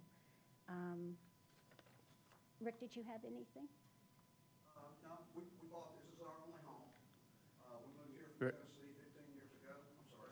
Yeah, and let's get you, we'll break the rules here a little bit. We'll have you fill out the speaker card afterwards, but we'll give you a couple minutes. We moved here from Tennessee 15 years ago. We lived in McCormick Ranch. I'm about to retire. We said, okay, let's downsize. So we sold our home in McCormick Ranch, moved out here almost 5 years ago. And just like my wife said, we bought this home because of the views. The backyards are postage stamps. They're not big. And you know, there's a see-through fence, so you can see the golf course and that kind of thing. But the wall in question here is, I mean, I can sit on my patio and I'm going to see this monstrosity. And it's a visual thing, and it impacts the view, and it impacts our property values, and I totally oppose it, as do most of our neighbors. You know, we feel like we feel like we're kind of going to be living next door to Top Golf. That's the vision we have in our head. But, you know, I just feel like there's other ways that, like we did, we put up a pergola. If we needed to put up other coverings over our porch areas, if there were more balls coming in there, certainly we would have done that. We would have done anything necessary to make any guests visiting our home safe. So, I mean, I understand that. I just feel like, and the suggestion you had about talking to the golf course and seeing if that's excellent. Yes. I think they would probably be open to something like that, hopefully. And they must not. But, you know, I don't know. But back to the study, I heard the study, you asked Mr. Kovacevic. You asked the question about if there was like 50,000 rounds of golf in a year. Commissioner Watt, I don't. Oh, Commissioner I don't Watt. take credit for that. Okay, John, Rick. Right. So anyway, there 50,000 rounds of golf. The course is closed 2 months a year. So that leaves 10 months to do 50,000 rounds. That's 170 rounds a day. I don't think we get near 170 rounds a day. I don't know, I can't speak to that, but I did have a question, though. Of the 6 homes that do have golf netting, are any of them on 0 lot lines in Sunridge Canyon? Well, no homes in Sunridge Canyon. None have- in Sunridge Canyon? No homes in Sunridge Canyon have this structure now. Because I know I drove around looking for them because I thought there were some, but where they said they were, I never saw any, and I didn't know if it's because the netting had been installed, you know, lower than the vision from the street, but, all right, well, that answers that. Well, maybe because they are 0 lot line. I mean, it's kind of hard, but. Second rule break, Commissioner Watts. There's been a lot of reference to the views that are going to be disturbed. So I can be sympathetic if it's a spectacular view of Four Peaks or something along those lines, but if it's a backyard of somebody else, so can you describe what the view is sitting in your patio in back without the fence there and what you're looking at? I don't see anything in this, in the documents that we've got. There are rules in Sunridge Canyon that trees can't go above a certain height, period. And so the views that we get, I have mountain views. I don't know the name of them, but McDowell's. I can see mountains, and the mountains are certainly taller than the homes or a tree or, you know, but I just think it's going to obstruct our views and lower our property values. That beyond a shadow of a doubt, lower property values. It's an unpleasant looking structure. Thank you. Yeah. But we have mountain views to the left and the right, to the east and the west. So, anyway. Any questions for me? No, appreciate the effort and the conversation this evening. Thank you. Oh, and where can I send this information to? We'll have you get it to Angela, and she'll get it into the record for you.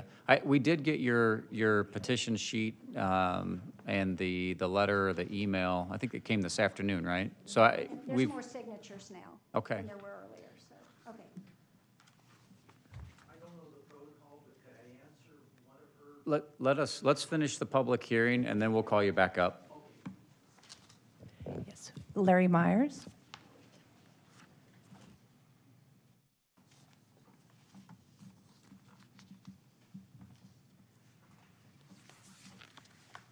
Thanks for letting me speak. As you can tell, I golf. I've golfed this hole 1,000,000 times. I lived on a golf course. And whatever the view is that you think these people have, they're living next to Top Golf, because that thing will be uglier than sin. But I get his point. The problem is, putting up something ugly doesn't modify a golfer's behavior. So what you have to do, with one step further than Commissioner Kovacevic stated, if you put that top view up there again, you can modify the golfing behavior on the hole by going to the golf course owner and taking your 30 grand that you're going to spend on an ugly net and buying some trees and getting his permission to put them out on the dog leg, and that discourages you from cutting the corner. It also, rather than telling people they can't use a golf club, it will force you to use a particular golf club, and you will lay up with a 7-iron instead of trying to cut the corner.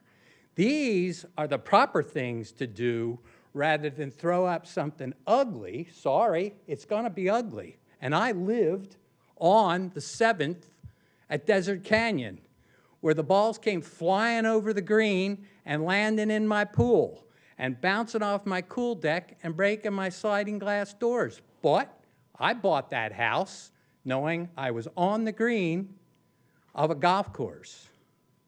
So you buy, you know what you buy, and you deal with it in a manner that doesn't affect anyone else. And I don't think that the golf course, he's not going to pay for this. He's not going to put 4 mature trees at $5,000 a piece or so out on that dog leg. But if you said, I'll pay for this, I bet you he does it because it doesn't hurt the hole. It actually makes the hole harder. Golf courses are always looking to change the perspective of the course. They change it because then they get more people. They get more customers. If you golf the thing enough times, you can beat any course.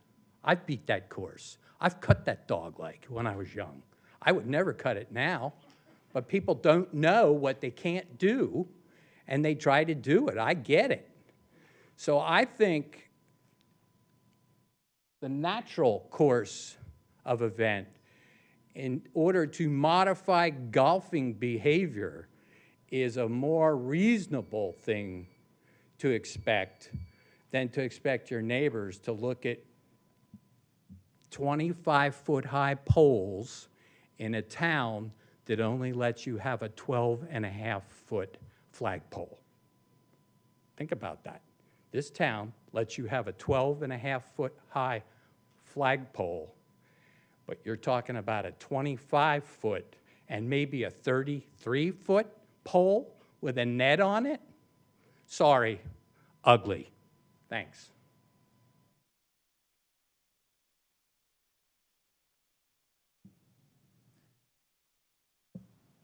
No More one speaker else? cards? Thank you, Angela. Yep, sure. John, I'll bring you back up first. I requested a speaker. Sure. As the applicant. We have to close the public hearing first, and then we can do the back and forth again. Hi, I'm Carissa Johnson. Thank you very much for your time. First, I would like to address Ms. Kennemer's comment that we bought this as an LLC. When you purchase a tax-deferred exchange, the money goes into an LLC, a title holder that's an independent party, until you complete the exchange. And so the property is now in the name of Jim and Carissa Johnson. It is not under an LLC. It was for a short period of time. As to whether I bought this to have a rental, no. My mother has severe dementia. She lives in Scottsdale, in Belmont Village. My sister lives in Cave Creek, and she just retired. And so the reason for us buying this home and spending at least 6 months a year was so when my sister travels, as she retires, I will be there to look out for my mother. So respectfully, if I could take possession of that home this winter and not have IRS situation, I would take possession of the home. We could have rented the home as is easily with the way that it currently looked, but we put the money into it so there would be a home that I would want to spend a good deal of time in. And I will say, the first thing that we did when I was down there 4 months, Jim was down there too, when we started getting a lot of balls and people were climbing up on our fence and they were, trying to look for the ball, we would talk to them. And the consistent comment we got from people, the golfers, is they're trying to cut the dog leg because it's easy to do if they can make the shot over the home. We live on a golf course. We are not golfers. So as we are not golfers, we assumed that the situation at this home would be similar to what we have, and we get very few balls in our yard. It doesn't happen. We relied on our realtor and we relied on the seller to give us accurate information about the property. The realtor did not disclose it, and the seller, it's not on any of his disclosure papers. We were only given 2 hours to access the property, and our issues with the agent and the seller are our own, but I can tell you we did do our due diligence, and it wasn't until when we got access to the home we realized what a problem it was. The balls hit in the backyard on the west wall, anywhere from a foot off the ground all the way up to their roof. And the pictures are what was taken from the time we purchased the home to just presently, or actually about 3 months ago.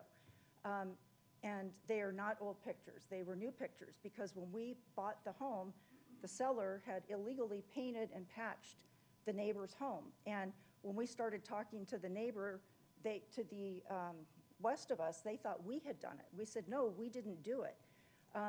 To further address the duplicitousness of the seller, there were a lot of cracked tiles on top of the roof, and we said, don't even replace them. Don't even worry about it. We're going to have a roofer put on all new tiles. And we just asked that if our roofer could have access to the roof, and so he could, get us information as far as what it would cost. As part of the contract, the seller asked for a longer close of escrow, and we asked for time for our contractors to have access to the property. It's in writing, it's in the contract. And the seller refused to allow our roofer access, and we believe, and the painter and the other contractors, he was in violation of the contract. But when you're in a 1031 exchange, you have a finite amount of time to complete the transaction. So we were stuck. We had to go through. The first thing Jim did when we started realizing what a problem it was started getting bids on pergolas, cantilevered structures. We were told very clearly by 2 engineering firms that there is no way to cantilever something over the pool. And so that is completely impossible. And Jim has spent I don't know how many hours on talking to various contractors about things we could do to mitigate this. I was sitting just by the hot tub, which you can see it's actually on like the south side of the pool. And a ball hit the neighbor's wall to the west so hard, it ricocheted over and it put a ½ inch divot in our wall. And I was about 3 feet away from this. And Jim was doing something and he came around the corner, my eyes were like this, and he said, what happened? And I said, that divot, I said, right there. I was sitting there, and then it put that divot over there. So the speed the balls come is phenomenal. And I never would have thought a ball could come over a roof and hit low and have such a high impact, but it does. The wall now looks like Fallujah, and our tenants are really great people, and I know they would welcome anyone to view the backyard and see what the wall looks like since we purchased it in February of 2022. So just the amount of damage in that time is unbelievable. The tenant has collected over 100 balls. I lost count with how many balls I had in the 4 months I was there. So we have tried any number of things. Second thing Jim did was call the golf course owner about, he wanted to just have him come over, look at, what was happening.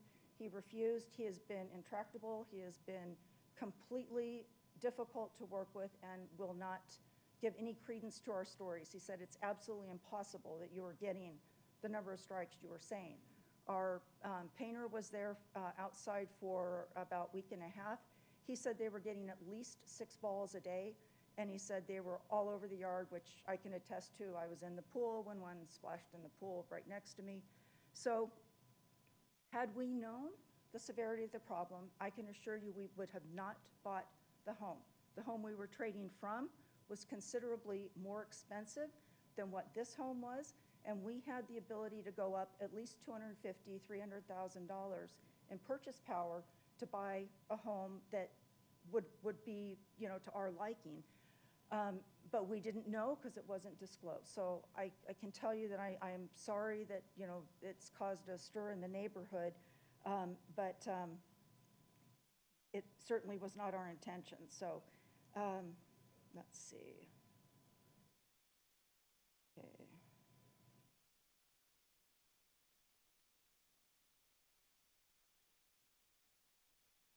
Yeah, and this report that this gentleman put together, it's very complete, but he did this report assuming that these are errant shots, not people trying to cut the dog leg. So when you count errant shots and people making accidental shots and people deliberately trying to cut the dog leg, it's far higher number than you could imagine. And if we thought the problem could be solved with $30,000 worth of trees, we would be happy to suggest it to the owner, but I don't think he would be willing to entertain anything. He's a very difficult person and will not work with us. Furthermore, for the tenant to the east of us, that little piece of the wall that faces north, there's a very large tree there. So they can't see the mountains from, where that tree is. So yes, they might lose a portion of their sky view, but they wouldn't lose any of their mountain view, because when you're sitting there, you can't, you're looking at the tree. So they wouldn't be losing a view, just the sky. And in our home where we have maybe 2 to 6 balls a year, they all come in one corner. And so I had a daughter that was sick, and I was gone for about 3 months and helping her out. And I came home, and Jim said, hey, I put some netting out there in that one little area where we have a wood deck. And he says, what do you think? And I said, what do you mean? There's netting. And he says, can't you see it? And I said, no, I can't see it. So granted, our backyard is fairly decent size, but I had to walk halfway across the yard before I could actually even see the netting. So it is not our intention to put something up that is unsightly. We just would like to be safe. And I would like to be able to have my mother over in whatever limited time she has. We were sitting outside in the covered part of our yard, which is actually to the east of our pool. And we were sitting out by the barbecue area, went inside and we're doing something. And literally 5 minutes later, we heard a thwack, and it hit and I believe one of the pictures is in the report, it hit the wall about a foot from where we were standing on the column by the barbecue court. So we would love to put up pergolas. We would love to do cantilevered structures. Unfortunately, because of the width of the yard in that area, we have been told it is completely impossible to put a pergola or to cantilever something, and that was the first thing that we looked into. So we have put in every effort we could to try and find something that would be acceptable, but again, for the record, I would like to state, this is going to be my primary home. We intend to spend at least 6 months and a day in Arizona versus Idaho, so this is going to be our primary home, and we may spend longer than 6 months here every year. I love this home, and I just would like to be safe in my backyard. Thank you. Mr. Stizza, did you pull a card?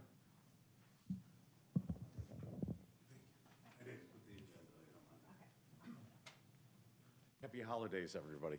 So thank you for going over this subject. And I have a couple questions. Was the expert for the applicant, did they actually come up with any other solutions besides this? They said they looked at landscaping and other possibilities. Again, this is starting to become a density aesthetic problem in Fountain Hills, and these type of structures and anything else that is similar. And we should probably try to do everything we possibly can, including the town, to try to mediate this if it's possible. That was a great idea. And possibly spend your $30,000 or whatever it's going to cost to naturally try to enhance this or at least help with this problem. You're not going to fix it completely, I mean, regardless, but this netting's going to be ugly regardless of what the applicant says. It's going to look terrible, and it's going to look terrible for them.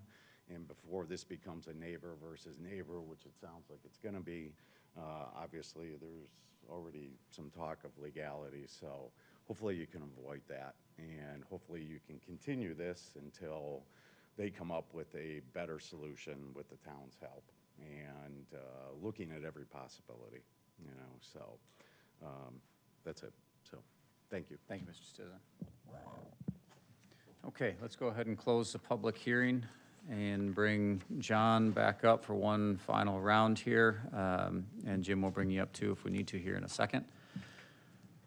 So in conclusion, pre-motion, we're still looking at 25-foot vertical net measured from the backyard and a horizontal net at the height of accessory structure, but with a easement encroachment issue yet to deliberate. Correct.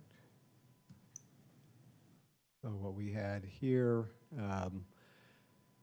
would need either the adjacent property owner to agree to the poles being within that easement area, or they have to find a way to do the poles that are on their own property. One of those two.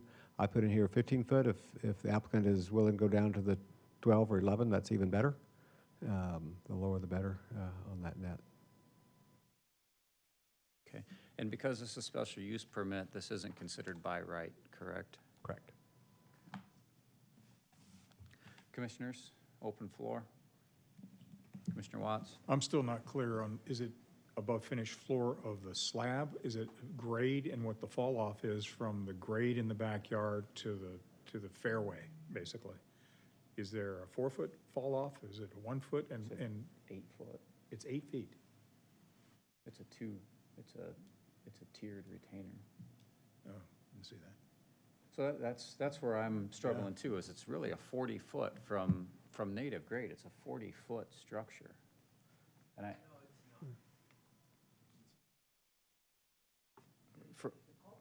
from golf course, it's 40 foot, roughly, give or take a foot or two. But the structure itself isn't, I mean, are you talking about a 40-foot pole? Your structure's 33, but from native grade, everybody's talking about putting in trees. Well, a tree has to make up 8 foot of height difference before we even get to 0, right? So really let's say from a golfer's perspective, the top of these poles are 40 foot. Is that an incorrect interpretation? So, Chairman, from what I'm hearing, right outside this lot to be on the golf course, that sounds about correct. From where they're shooting from the tee box, I don't know what the grade is there. Well, yeah, I mean, doesn't matter, right? From the course, from the bottom of the retainer, it's 40 feet plus or minus. And that's where I struggle. I mean, I have all the appreciations for the safety, and I have the appreciation for the precedent of the net structures. I've got them all around me. I can't say that they actually are or aren't an eyesore. I don't have any right next door, so it wouldn't be fair to comment on. I struggle with the overall height, though. I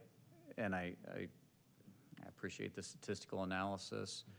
More than the analysis, I appreciate that if we're cutting the corner, the analysis is probably understating. I think that's an important thing for us to factor here. I guess I'd be curious, what advantage is the net if you limit the overall height of the net to no higher than the highest point of structure on the house? What's the height of the chimney on the house? Is that a more aesthetically appealing solution that still mitigates safety, or is it of such diminished value at that point that it's erroneous? Because really, if we compartmentalize the two things, we've got the horizontal net, that's going to take care of the overhead safety, right, of people in the pool and people in the side yard. We've got the corner net, which is going to protect the backyard.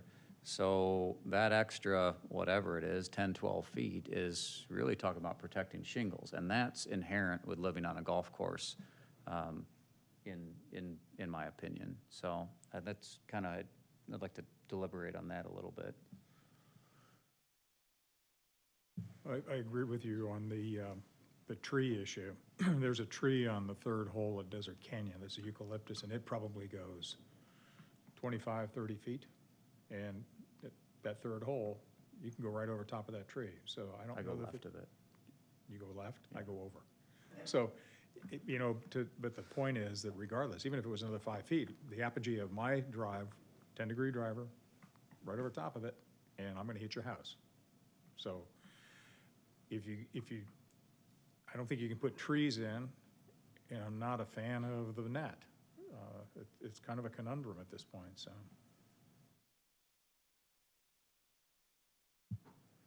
Commissioner Corey, any thoughts? No, it just goes back to the options that I heard earlier with the cantilever, or like I mentioned before, the bird cages. And I guess maybe that's a question for John. Have you heard of any applicants requesting a bird cage, or is that something that they're not required to get a permit for? Because I think that could be a good alternative here. It would match the height of the roof, and it would cover the area that they would be in around the pool. So, Commissioner Corey, that has not specifically been discussed, and I guess I'm not familiar enough with that idea. Exactly, I can imagine a bird cage, so basically it's nets around and over the pool. We would still be here with a similar discussion, particularly with regard to the pool, for structure or accessory structure in the side yard and where it could go and how it could fit.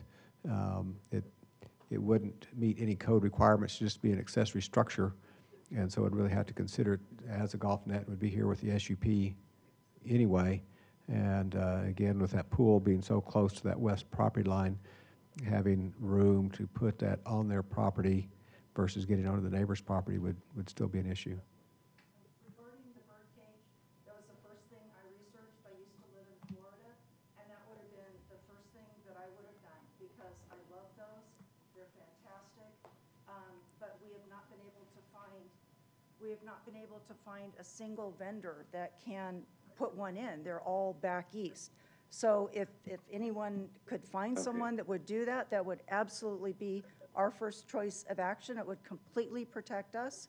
It would be less unsightly, but we have not found anybody in Florida. And I have called South Carolina, I've called Florida, cannot find anyone in Arizona that will do them. But that would definitely be something that would be one of my highest priorities. Thank you. Okay.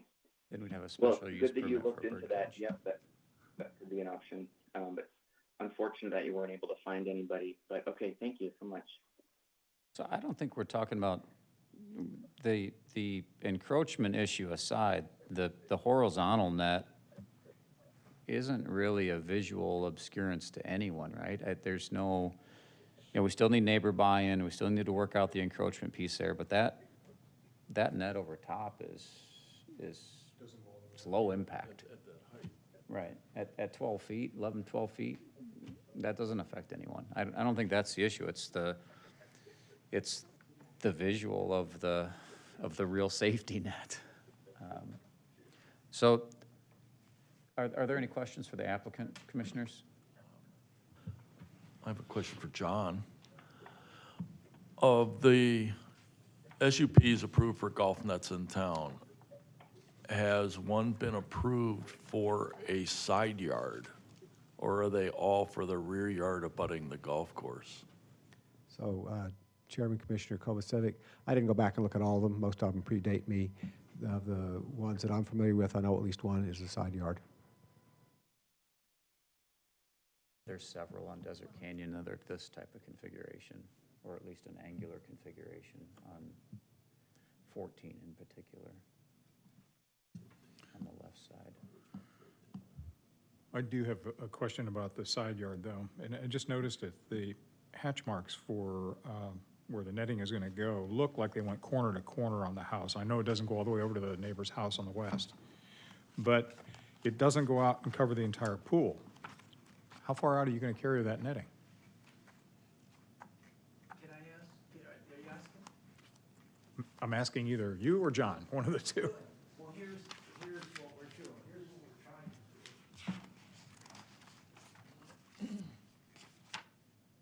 Okay, this one here, the way he's drawn it, it just goes over the pool, over the hot tub, straight across, okay? Up at the far corner up there, if we can get, if we're allowed to put a pole up there, that would be in this easement, we'll have it in the corner and 45 it across to the corner of our property, our house. So effectively, it would cover that entire area. Okay, so the representation we've got now isn't showing that 45. It's showing corner to corner of the two houses, basically straight across, and the exposure of the pool at the deep end is what I'm questioning. So you're proposing to amend this to go to the corner and then come back to the corner of your house on that 45. Yeah, and that is part of this whole thing, we have it in here somewhere. Coming off on the 45, not exactly sure where it is, but I can find it. I know that, the guys that actually build these things, I asked them to do a recent plan, and that was the one that shoots across on the 45. I think, John, you have. Right, that's what this one is the most recent one that I received, and maybe it is a little different than what ended up in the packet, which maybe was an earlier version. But this does show the, going from the angle and covering most of that deep end. Whoops. It essentially covers that whole area. There's a little area it doesn't cover, but essentially that whole area. The question is to, what the relevance was of the 40 feet from the golf course. If you're a golfer, you see 40 feet Well, just looking from a neighborhood perspective, that, across. In other words, if you're the neighbor across the way. yeah, anybody who's got a visual back to the house would, would effectively see a 40-foot tall structure. Diagram 3, possible trajectory, shows an overhead view of our yard, and you'll notice that there are trees along there. So if you're the guy across from me, 100 yards or 125 yards, or whatever it is across from me, there's already trees there. And there's another smaller tree that's growing there. Our neighbors to the east have trees that are on the golf course property. So the effect wouldn't be quite as dramatic or as drastic as the 40 feet, because that first 8 feet is covered. Also in the corner of the neighbor to the east, we have a tree in that corner.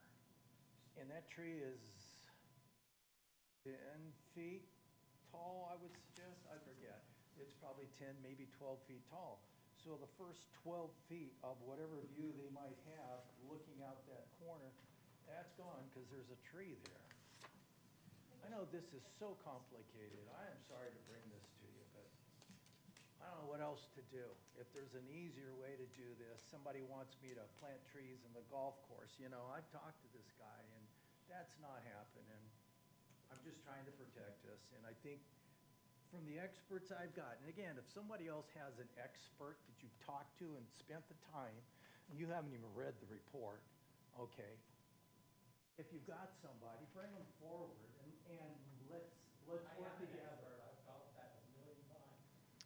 And I can tell you, if you don't modify the behavior of the golfers off the tee box. And I thought, were you here when I told you about the conversation I had with them? Jim, let's have you address the commission. Sorry.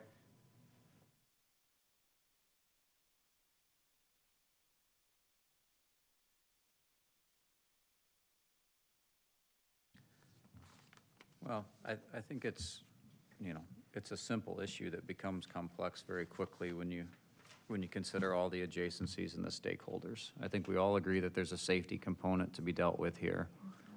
I think we all agree that, you know, whatever happens with the neighbor to the west, that has to be worked through administratively. I don't think there's objection for the horizontal net on the west side of the house.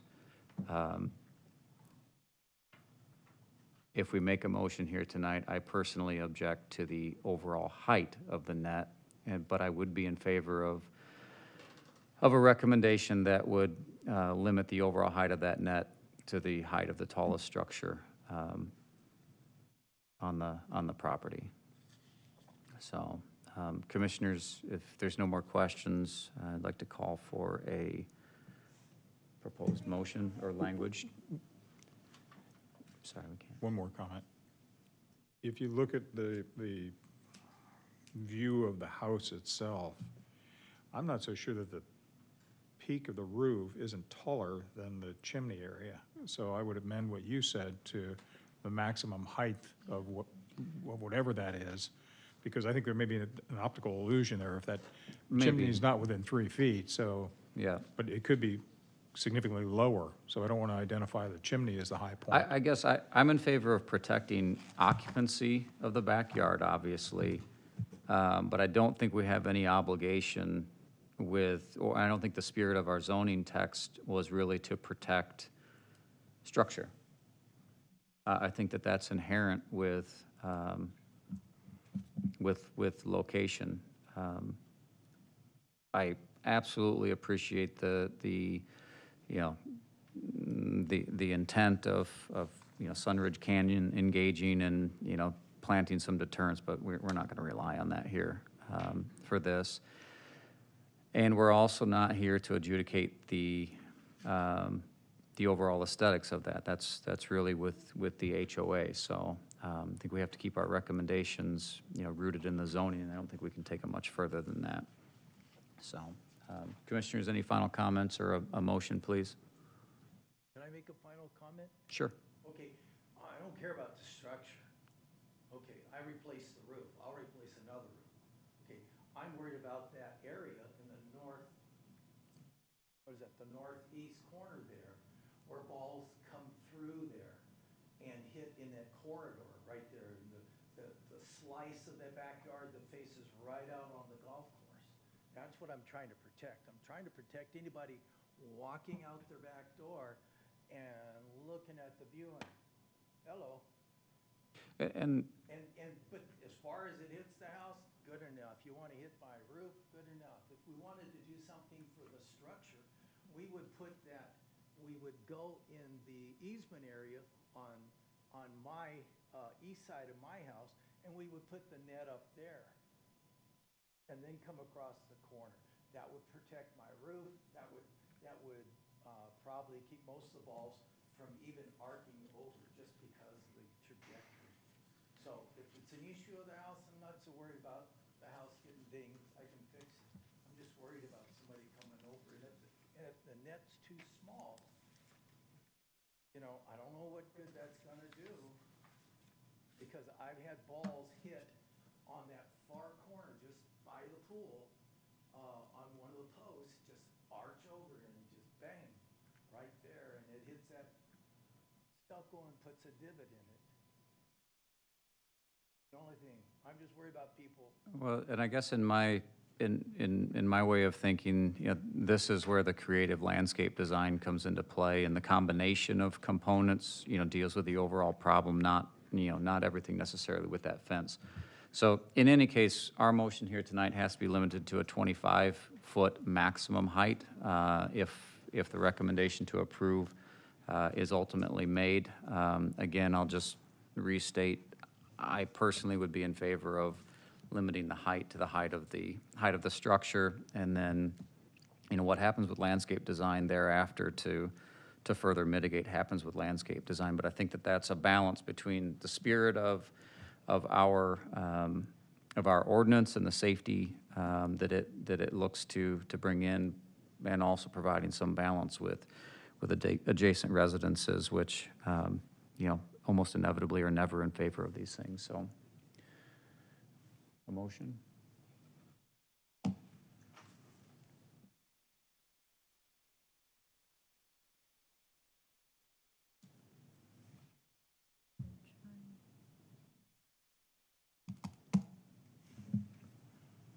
Commissioner Dempster?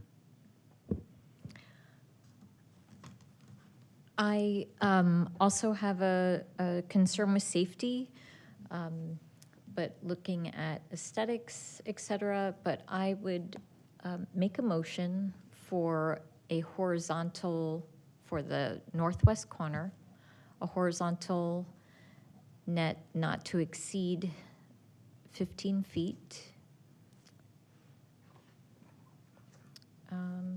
I don't know what photo this is, because we had two photos of two different shapes. Sorry, let me just see.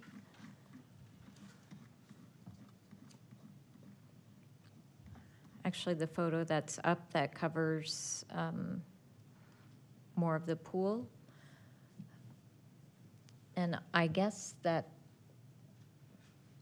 you would have to work with the HOA for, to work on that easement area for poles. And the village, or and the municipality. And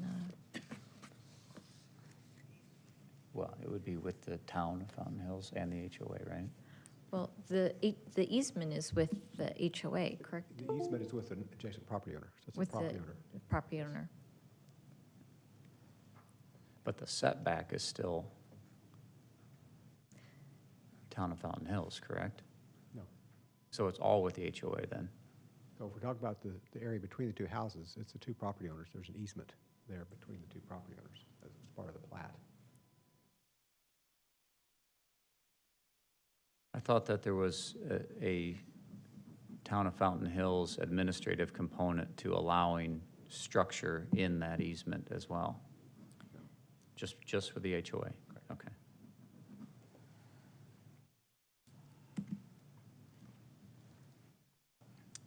I have one final note. Because we're not there, we don't have access to other homeowners' names and information. And if we did, we would be happy to talk with them and explain what our issues are. I understand Ms. Kennemer is, she's the neighborhood representative who picks up the ballots, and she has access to information we don't have access to. So we weren't able to contact our own neighbors and see if they're having similar problems and if they've come up with ideas that might work. But I do assure you, we've exhausted every means you can imagine as far as cantilevers and pergolas and sunshades and netting, and we really have put a lot of time into this. But unfortunately, we don't have the same access to our neighbors that our neighbor to the east has. So she has the ability to contact people. I knocked on the doors. And I didn't use any list from the HOA or anything else like that. I knocked on the doors with my feet and my handy. Okay. Why don't you continue with your So, motion, please? All right, I will restate. I'll make a motion to approve one net on the northwest corner, no higher than 15 feet, and the applicant will have to work with the homeowner and the HOA with the easement. That full motion? That's a horizontal net? Horizontal net. Okay. So a motion on the table is a horizontal net not to exceed 15 feet in overall structure height on the northwest corner of the property, and you are not putting the vertical net into the motion. Correct. Commissioners, a second? I would second that. So, sorry, can you just clarify, so that net is the one that's in the backyard toward the golf course? It would be in the side yard, in the west side yard. So the motion on the table, which was just seconded by Commissioner Watts, is for a horizontal net only in the side yard, on the west side yard, with an overall structure height not to exceed 15 feet. The vertical net on the east side of the house was not included in the motion. And that was seconded by Commissioner Watts, which will take us to a roll call vote. Angela, please. Chairman Gray, Nay. Commissioner DePaul, Nay. Commissioner Corey, Nay. Commissioner Dempster, Aye. Commissioner Kovacevic, Aye. Commissioner Watts. Aye. Okay, Was it 3-3? It's 3-3. 3 ayes and 3 nays. John, just for clarification of public and most of us too, 3-3, what does that carry forward to council? That carries forward basically no recommendation, essentially. Chair, I've got a question for John while you're there. There's nothing that restricts the applicant taking this approval if it goes forward, which I guess it didn't. But going back to the HOA, my reluctance is the HOA. They kind of control that entire environment. And if it came back, then the applicant could come back with a request for the 33 feet, for instance. Is that a fair assessment or assumption? State that again.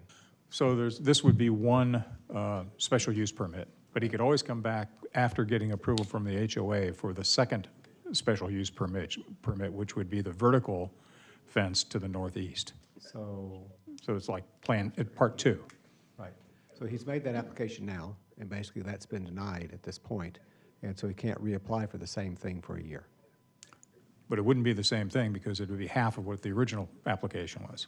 Well, he's applying to you for 25 feet. But if he came back for 33 feet, He can't come here for 33 feet because the ordinance doesn't allow anything more than a 25-foot. okay. Yeah, no, my reluctance is still the HOA. You know, it's what it does to everybody else. Okay, John, let's take a 5-minute recess between these two agenda items, if that's okay. Okay. So we will reconvene, let's just say 8:05, we'll reconvene.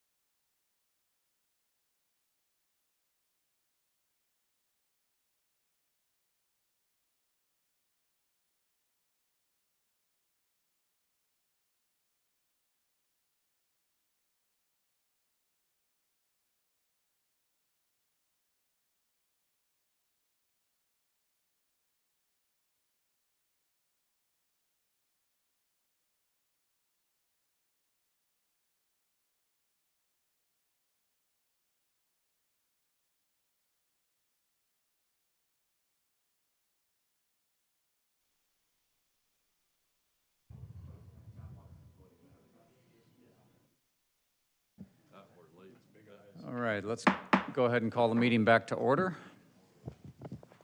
Mr. Wesley, we shall proceed to agenda item number 6, a public hearing, consideration and possible action on our long-awaited ordinance modifications to 2301, amending Chapter 1, introduction, Section 1.12, definitions by adding definitions related to detoxification and drug treatment facilities, amending Chapter 12, commercial zoning districts, Sections 1202, 1205, and 1206 to add uses for detoxification and drug treatment facilities, Section 1203 to amend group home to community residence, which is cleanup from a previous agenda, and amendment to Chapter 18, Town Center Commercial Zoning District, Section 1805B to amend group home to community residence. Chairman, I think that was the whole report. Any questions? Yeah, one breath, I think.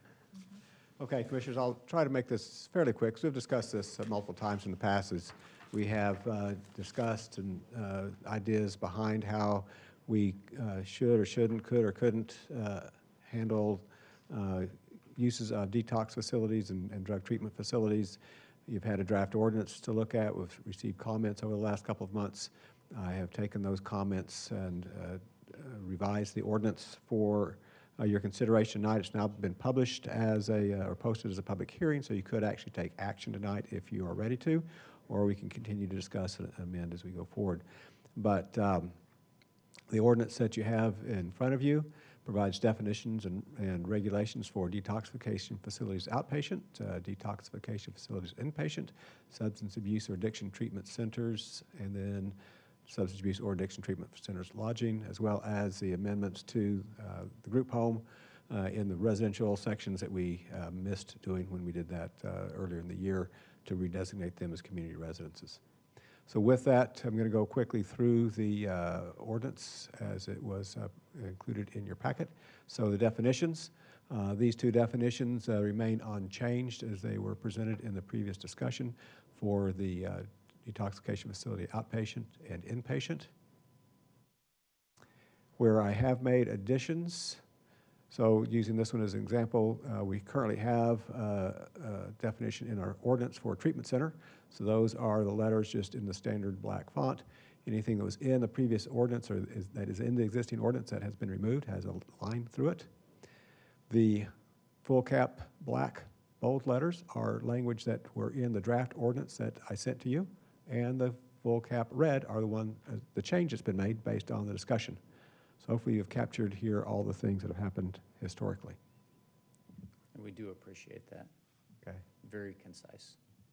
And so this was the change that I picked up from you, Chairman, last time to add that addiction piece in there for a little bit more clarity. And that carries through to the substance abuse or addiction.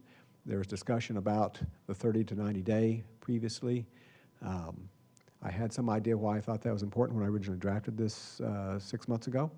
I tried to resurrect what that was, and I couldn't. So I just remember we asked to pull it out on the basis that intense detoxification is typically far less time, or it's far less occupancy or time as an occupant. Right.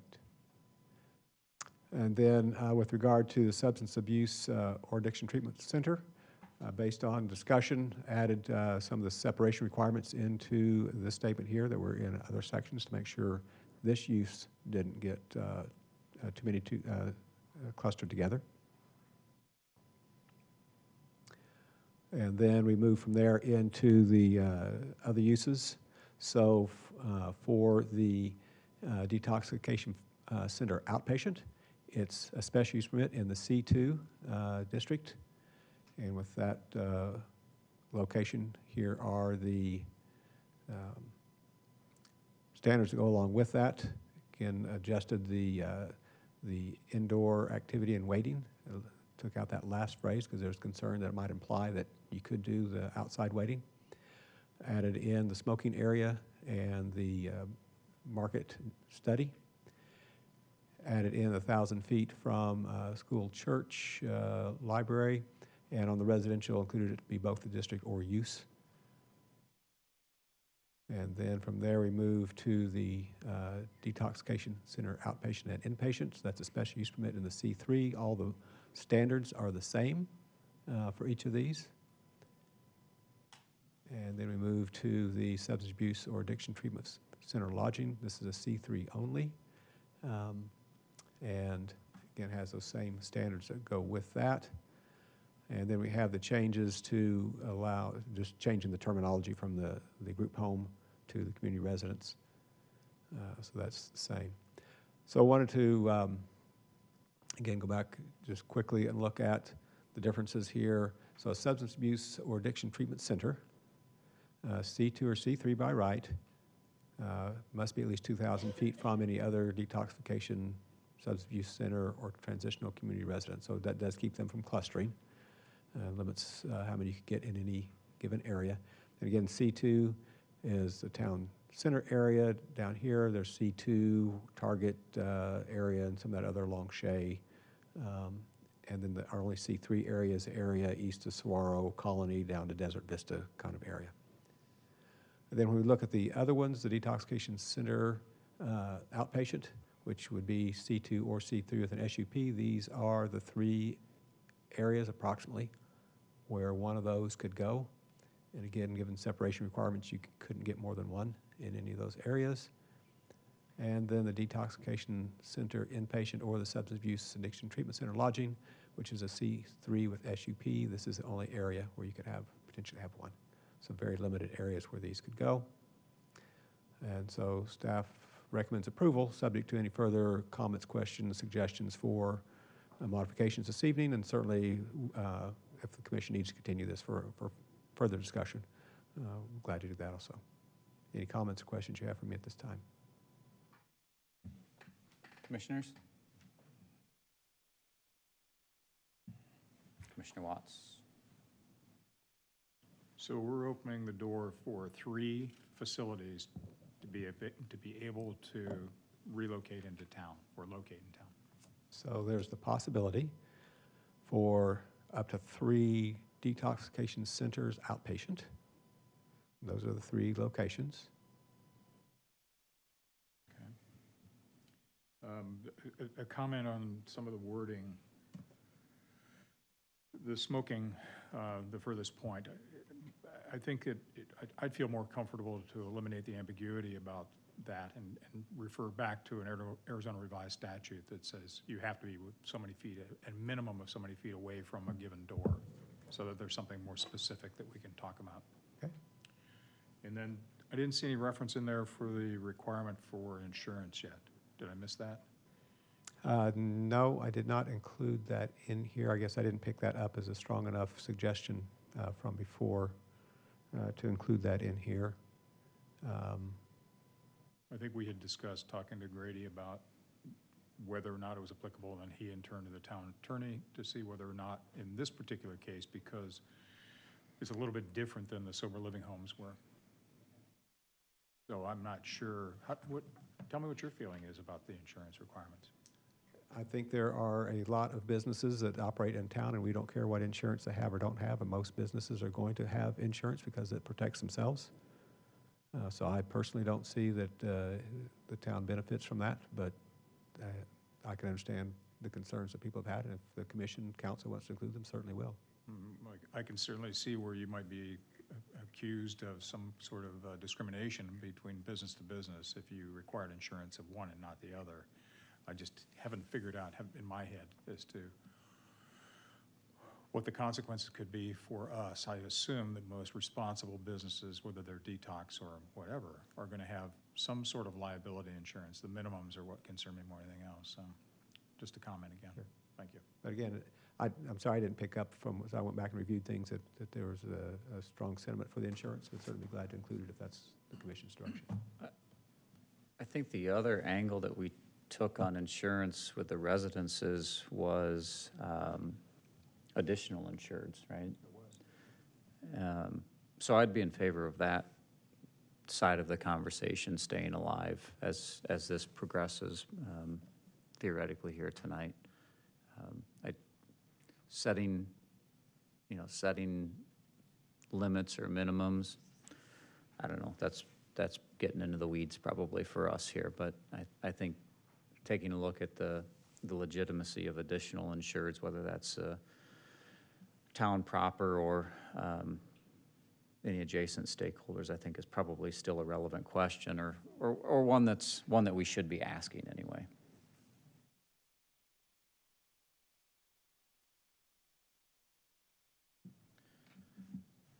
John, I had a couple just notes working through the draft language, which overall I think this looks really good. I think this is a document that's really a culmination of months and months of research and parlays nicely on some of the previous agenda items that we've addressed. So certainly appreciate that and want to recognize it. Couple of the notes that I had in my red lines of the red line, if you will. Section O, and I guess this is really pertinent across all three sections. In O5, market data demonstrating the need for services, market data demonstrating the need for services for Fountain Hills residences. I wanted to see if we could enhance that slightly by stipulating that a discount for existing capacity would need to be applied. So if market data shows that there's a need for, I don't know, I'm going to make it up, 20 visits or 20 episodes a month, and there's existing capacity for each, whichever of those three silos we're looking at, if there's existing capacity for 12, then there's a net 8, and that's what would be carried forward. And I'd also like to make sure that 05 is rigid enough that it's not suggestive, that it's actually a threshold you have to pass. And I think that's really important to address Commissioner Corey's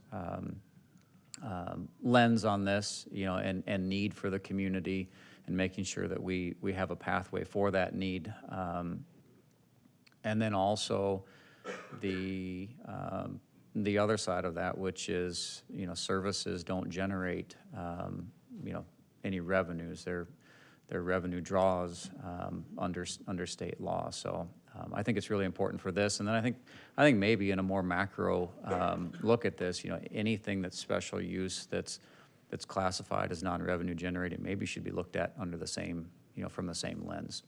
So maybe that goes in agenda item 7 or 8. But so that's one across all categories. 06, when we get into the distances, just for continuity across several places in our ordinances, just want to make sure that is interpreted as property line to property line. I know we've had some different interpretations of that, or maybe not from the town, but as people read their own version of the ordinances, sometimes that comes into question. So if we could stipulate that. That would be common across all three sections. And I think those are the last few comments that I have on this. Commissioner Dempster? Thank you.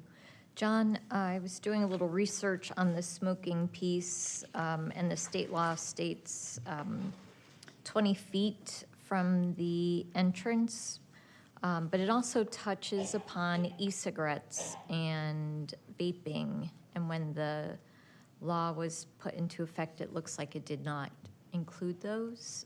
And so I don't know if it would be advisable to include that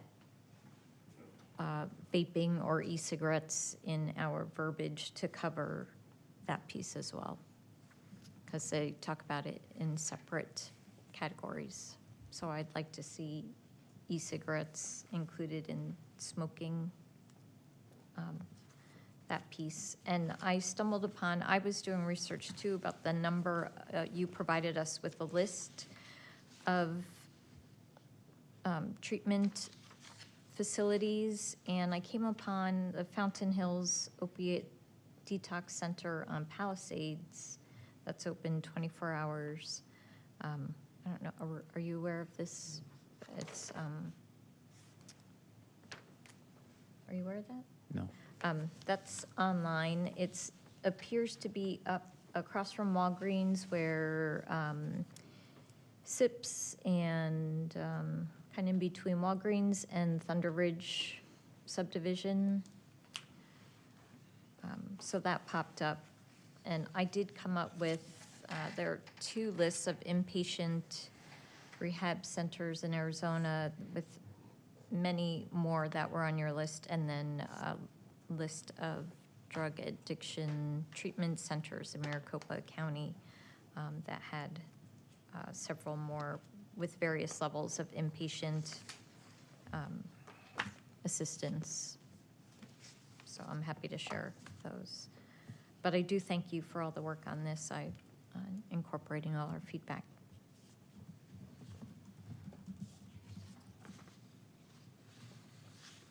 Commissioner Corey, any thoughts?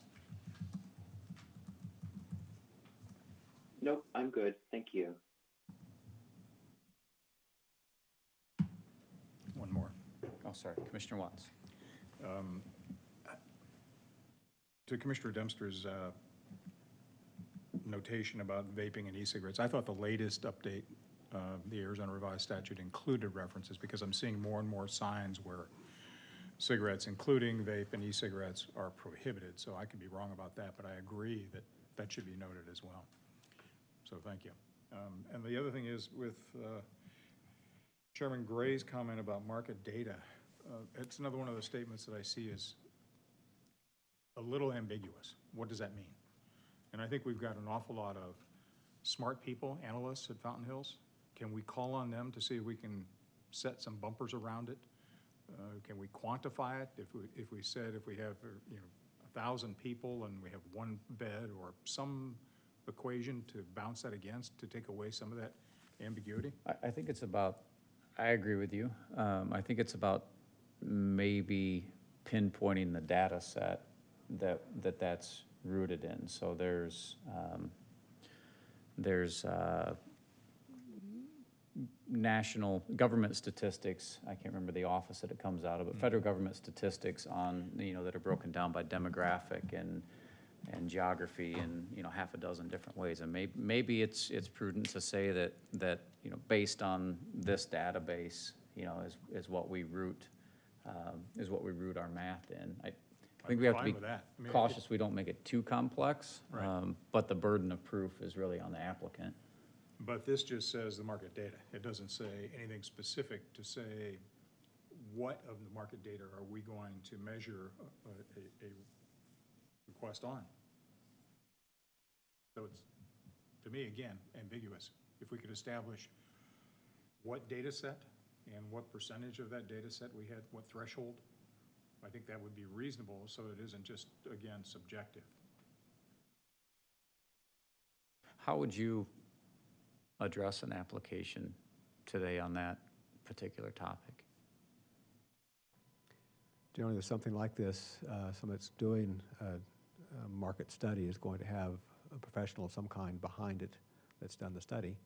And so it'd be reviewed to see if it looked like their data and their assumptions are all sound, but mostly relying on that professional that they have done their work, because I'm certainly not a market analyst.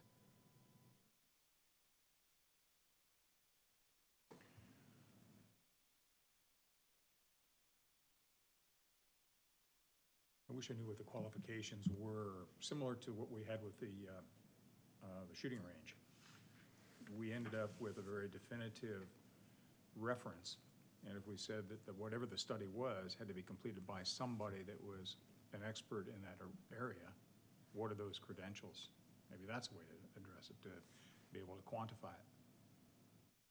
Because I know I come in with a report, and how are you going to validate it if we don't know what we're looking for or what the threshold is? To some degree, because they're coming through with a special use permit, the commission and the council can look at that person who did it and determine if they feel like they had the real credentials behind what they did, use data and information that was accurate, reasonable or not, and send it back or not approve it if you're not seeing that you've got the correct information or proper documentation for information or justification for any information that would be in that market report. I think the way you phrased it makes some sense. And I think that if we could kind of wordsmith number 505 and say, with these certain criteria, the authority or the rationale has to be provided by somebody that's expert in the field, something along those lines, I think that would, for the time being anyway, I certainly don't want to diminish what you've already accomplished, and I can't tell you how much I appreciate all of this hard work on everybody's part. That's one of those loose ends that just jumps out at me, so if we could wordsmith a bit. Can we, what do you think about embellishing on 05 to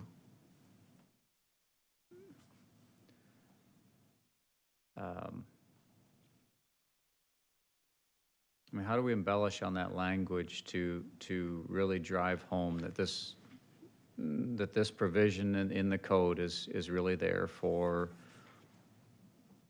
a service for residents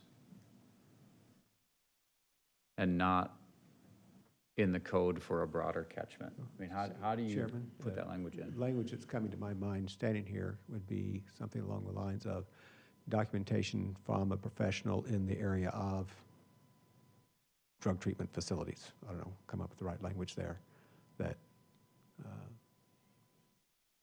shows the need for this specific service for residents in Fountain Hills. I think that's fine. I think that our statement, while it has a period at the end of it, is still maybe too open-ended. A market data demonstrating the need for the services for Fountain Hills residents, period. And then, oh, by the way, a 60-mile catchment.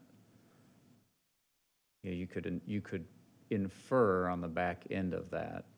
So I wonder if there's just a way to strengthen that a little bit, because we want to allow the service, for the community under the true tenets of, the definition of a service.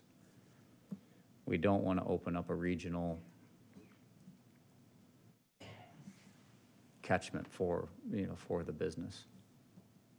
What if you changed it slightly and said, by a properly credentialed organization validating instead of demonstrating? I think demonstrating is probably the word that bothers me the most. So yeah, in my mind, I'm changing that to documenting versus demonstrating. I think that's a slightly stronger word. If you don't mind, Chairman, coming back to your statement, are we needing them to document that they can operate just based on Fountain Hills customers? If they happen to get anybody outside that, that's just extra because they can operate sufficiently just with Fountain Hills residents. Yeah, I think it's the need for service specifically for Fountain Hills residents. Maybe that's not the right word, but again, it's a draw. It's a medical service. It's a public service. The spirit of that service and the reason that that's exempt as a revenue stream for all jurisdictions is that it's supposed to serve a catchment. It's not intended to become, it's not intended to be leveraged as a, for a larger market. It's a C1 business, not a C3. Gotcha.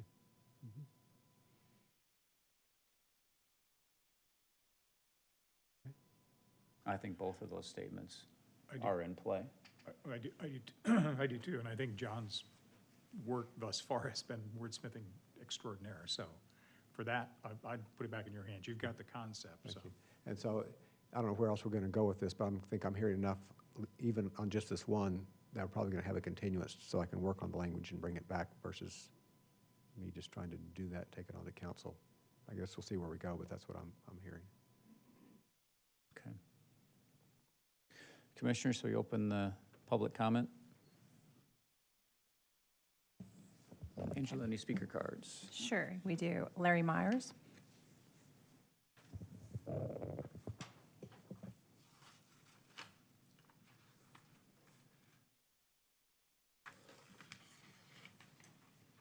Chair, Commissioners, thanks again.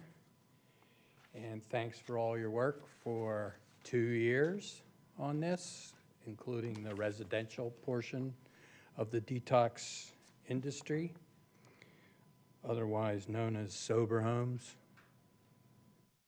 inaccurately named. I have 2 concerns now that I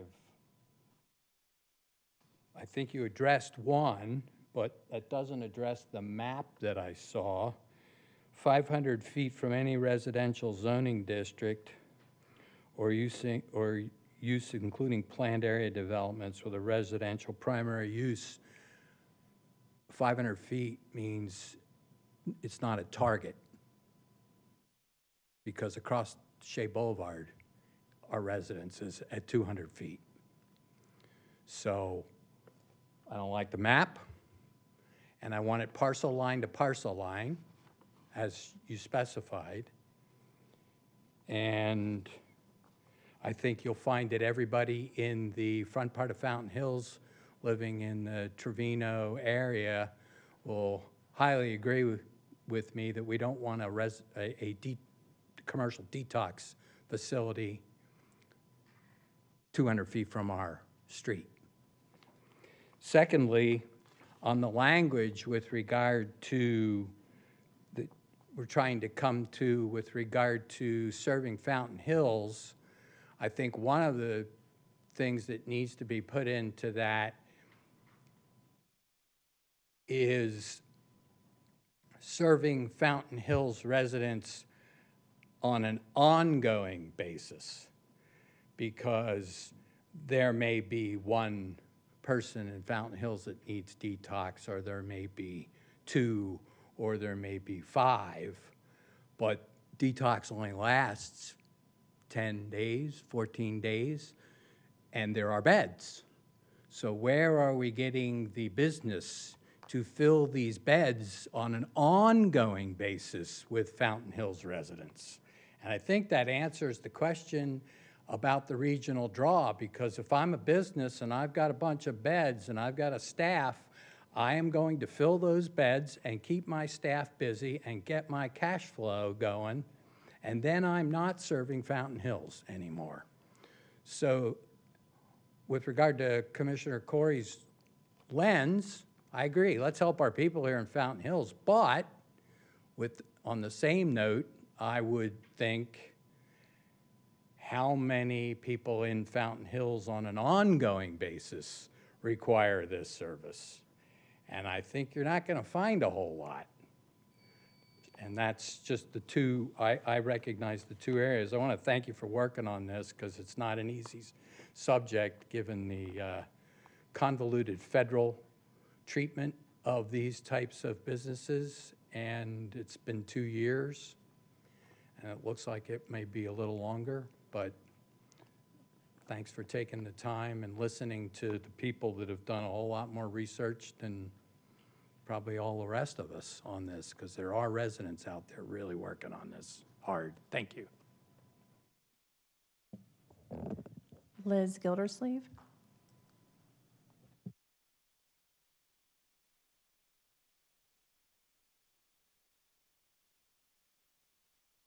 Good evening. I want to second everything Larry just said. Those thoughts came up in my mind as John was going through his presentation, but I also wanted to thank you all here in this room for putting forth substantive and clear text for Ordinance 2301 as it relates to commercial drug and alcohol detox facilities in our communities. As I have said several times before, a strong ordinance not only protects neighborhoods and businesses, but it will also protect the vulnerable people, the vulnerable Fountain Hills residents who may need to rely on such a facility. I too have one suggestion concerning the requirement where market data must be provided to show there's a need for services among Fountain Hills residents. I am wondering if that requirement couldn't be clearer, just as Commissioner Watts had said. Market data, just as it's written, is broad and open to interpretation. Wouldn't we want the market data to be timely, substantive, and credible, not anecdotal? For example, should there be a need from at least 50% of the Fountain Hills populations to warrant such a service, 40%, any percent? And who would consider and approve this data? Should that all be written into the ordinance? Otherwise, I believe these changes to the ordinance are a welcome addition. I appreciate all of the research included in the attachment from the town staff. And thank you again to each of you in this room for your hard work and attention to this impactful issue to our town. Thank you. Crystal Kavanaugh? Okay. That's it? Okay, close the public comment session, and final thoughts for John. It sounds like, John, no urgency to press this forward here tonight. Is it your preference to continue? So, Chair, now that we don't have any, pressing issues here that we have to hurry up and make a decision on this, so there's no rush. I think it'd be easy for it to come back. And I can go either way. I think, finding the right wording for that number 5 is going to be a little bit tricky. And so I guess it just depends upon how comfortable you are with me coming up with something to take back to council based on these decisions, or if you'd actually like to see it before it goes back. The other comments you made are going to be fairly easy to incorporate for clarifications. I think I'm comfortable. We've been at this a long time, and if it's no harm, no foul, what's another month? As much as it kills me to wait, I think that's the prudent thing to do at this point. Let him get the verbiage right, run it past, if necessary, run it past. And I guess too, excuse me, sorry to interrupt. But the other piece is the insurance, because that's maybe one we really haven't talked about very much. As I draft something, you may want to see that one again too, so. Okay. Okay, so certainly the market data piece and trying to tie that down, limiting catchment with a little stronger language, and then insurance, either suggested, recommended insurance types, and/or, again, we kick the additional insured back in the air again one more time. Anything missing in direction for John? The smoking piece. Oh, sorry. Yep, the e-cigarette component. And then, John, you got the property line to property line. Yes. And also adding market discount for existing facilities. Commissioner Corey, any other additions? No, that sounds good. Thank you. Okay. John, do we need to vote on that to continue? Yes. Okay. Date, the January, what is that? January 9th meeting, continuance? That's your preferred venue? Yes, Okay. that should be easy enough to get redone in that amount of time. Okay. I'm going to go ahead and just make a quick motion to continue agenda item 6 to the 1923 venue for the zoning commission with the comments previously included. For John, commissioners, second, please. I'll second the motion. All in favor? Aye. Aye. Aye. Okay. Moving on to number 7, commission discussion, request for research to staff. John, just parlaying back on that previous comment, I just wonder, I really like this idea of looking at services as, really needing to justify the services needed. I don't want to make that too onerous, but maybe at some point in the future, we kick that around a little bit as, how services are brought through, whether, maybe whether they all go to special use permit or go to kind of that need-based analysis. But I think there might be an equitable component to that, maybe down the road if we apply it here ultimately. So just a thought. Commissioners, any other requests for staff? Commissioner Dempster, no? Okay. One more. Sorry. Sorry, One go more. ahead. In light of the fact that the MCSO contract was raised at town council meeting, I'd like to resurrect the noise issue that we've got and the reluctance that the sheriff's department has had about either acquiring decibel meters or, again, it's one of those things where it's subjective. And if we're going to talk to them about contractual obligations anyway, then maybe we ought to, this is the time to look at and push a little harder on things like decibel meters. So I'd like to resurrect that as well. Okay, Chairman, Commissioner, I can take a look at that. The actual noise ordinance itself, if it's amended, it wouldn't come here. It'd be something the town council would handle.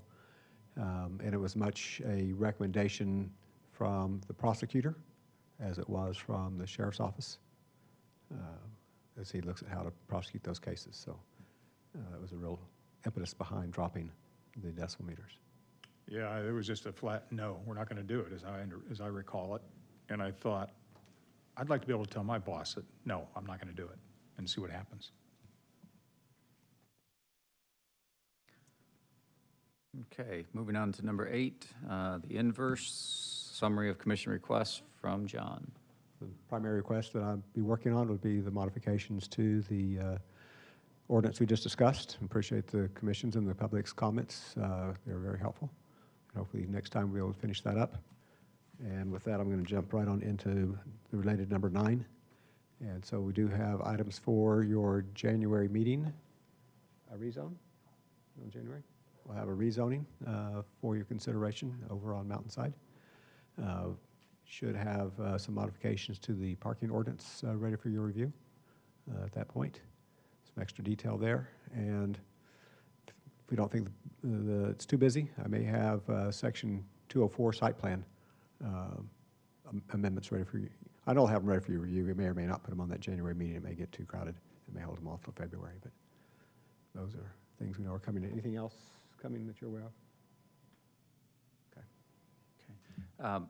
I spaced it way back when, John, but we had 2 speakers under agenda item 5. I don't know, did they actually get speaker cards filled out? Do we need to address that for the record? I think she did. Did they? Yeah, I Okay. did. Okay. And finally, number 10, we are adjourned. Thank you. Happy holidays, everyone. Thank you.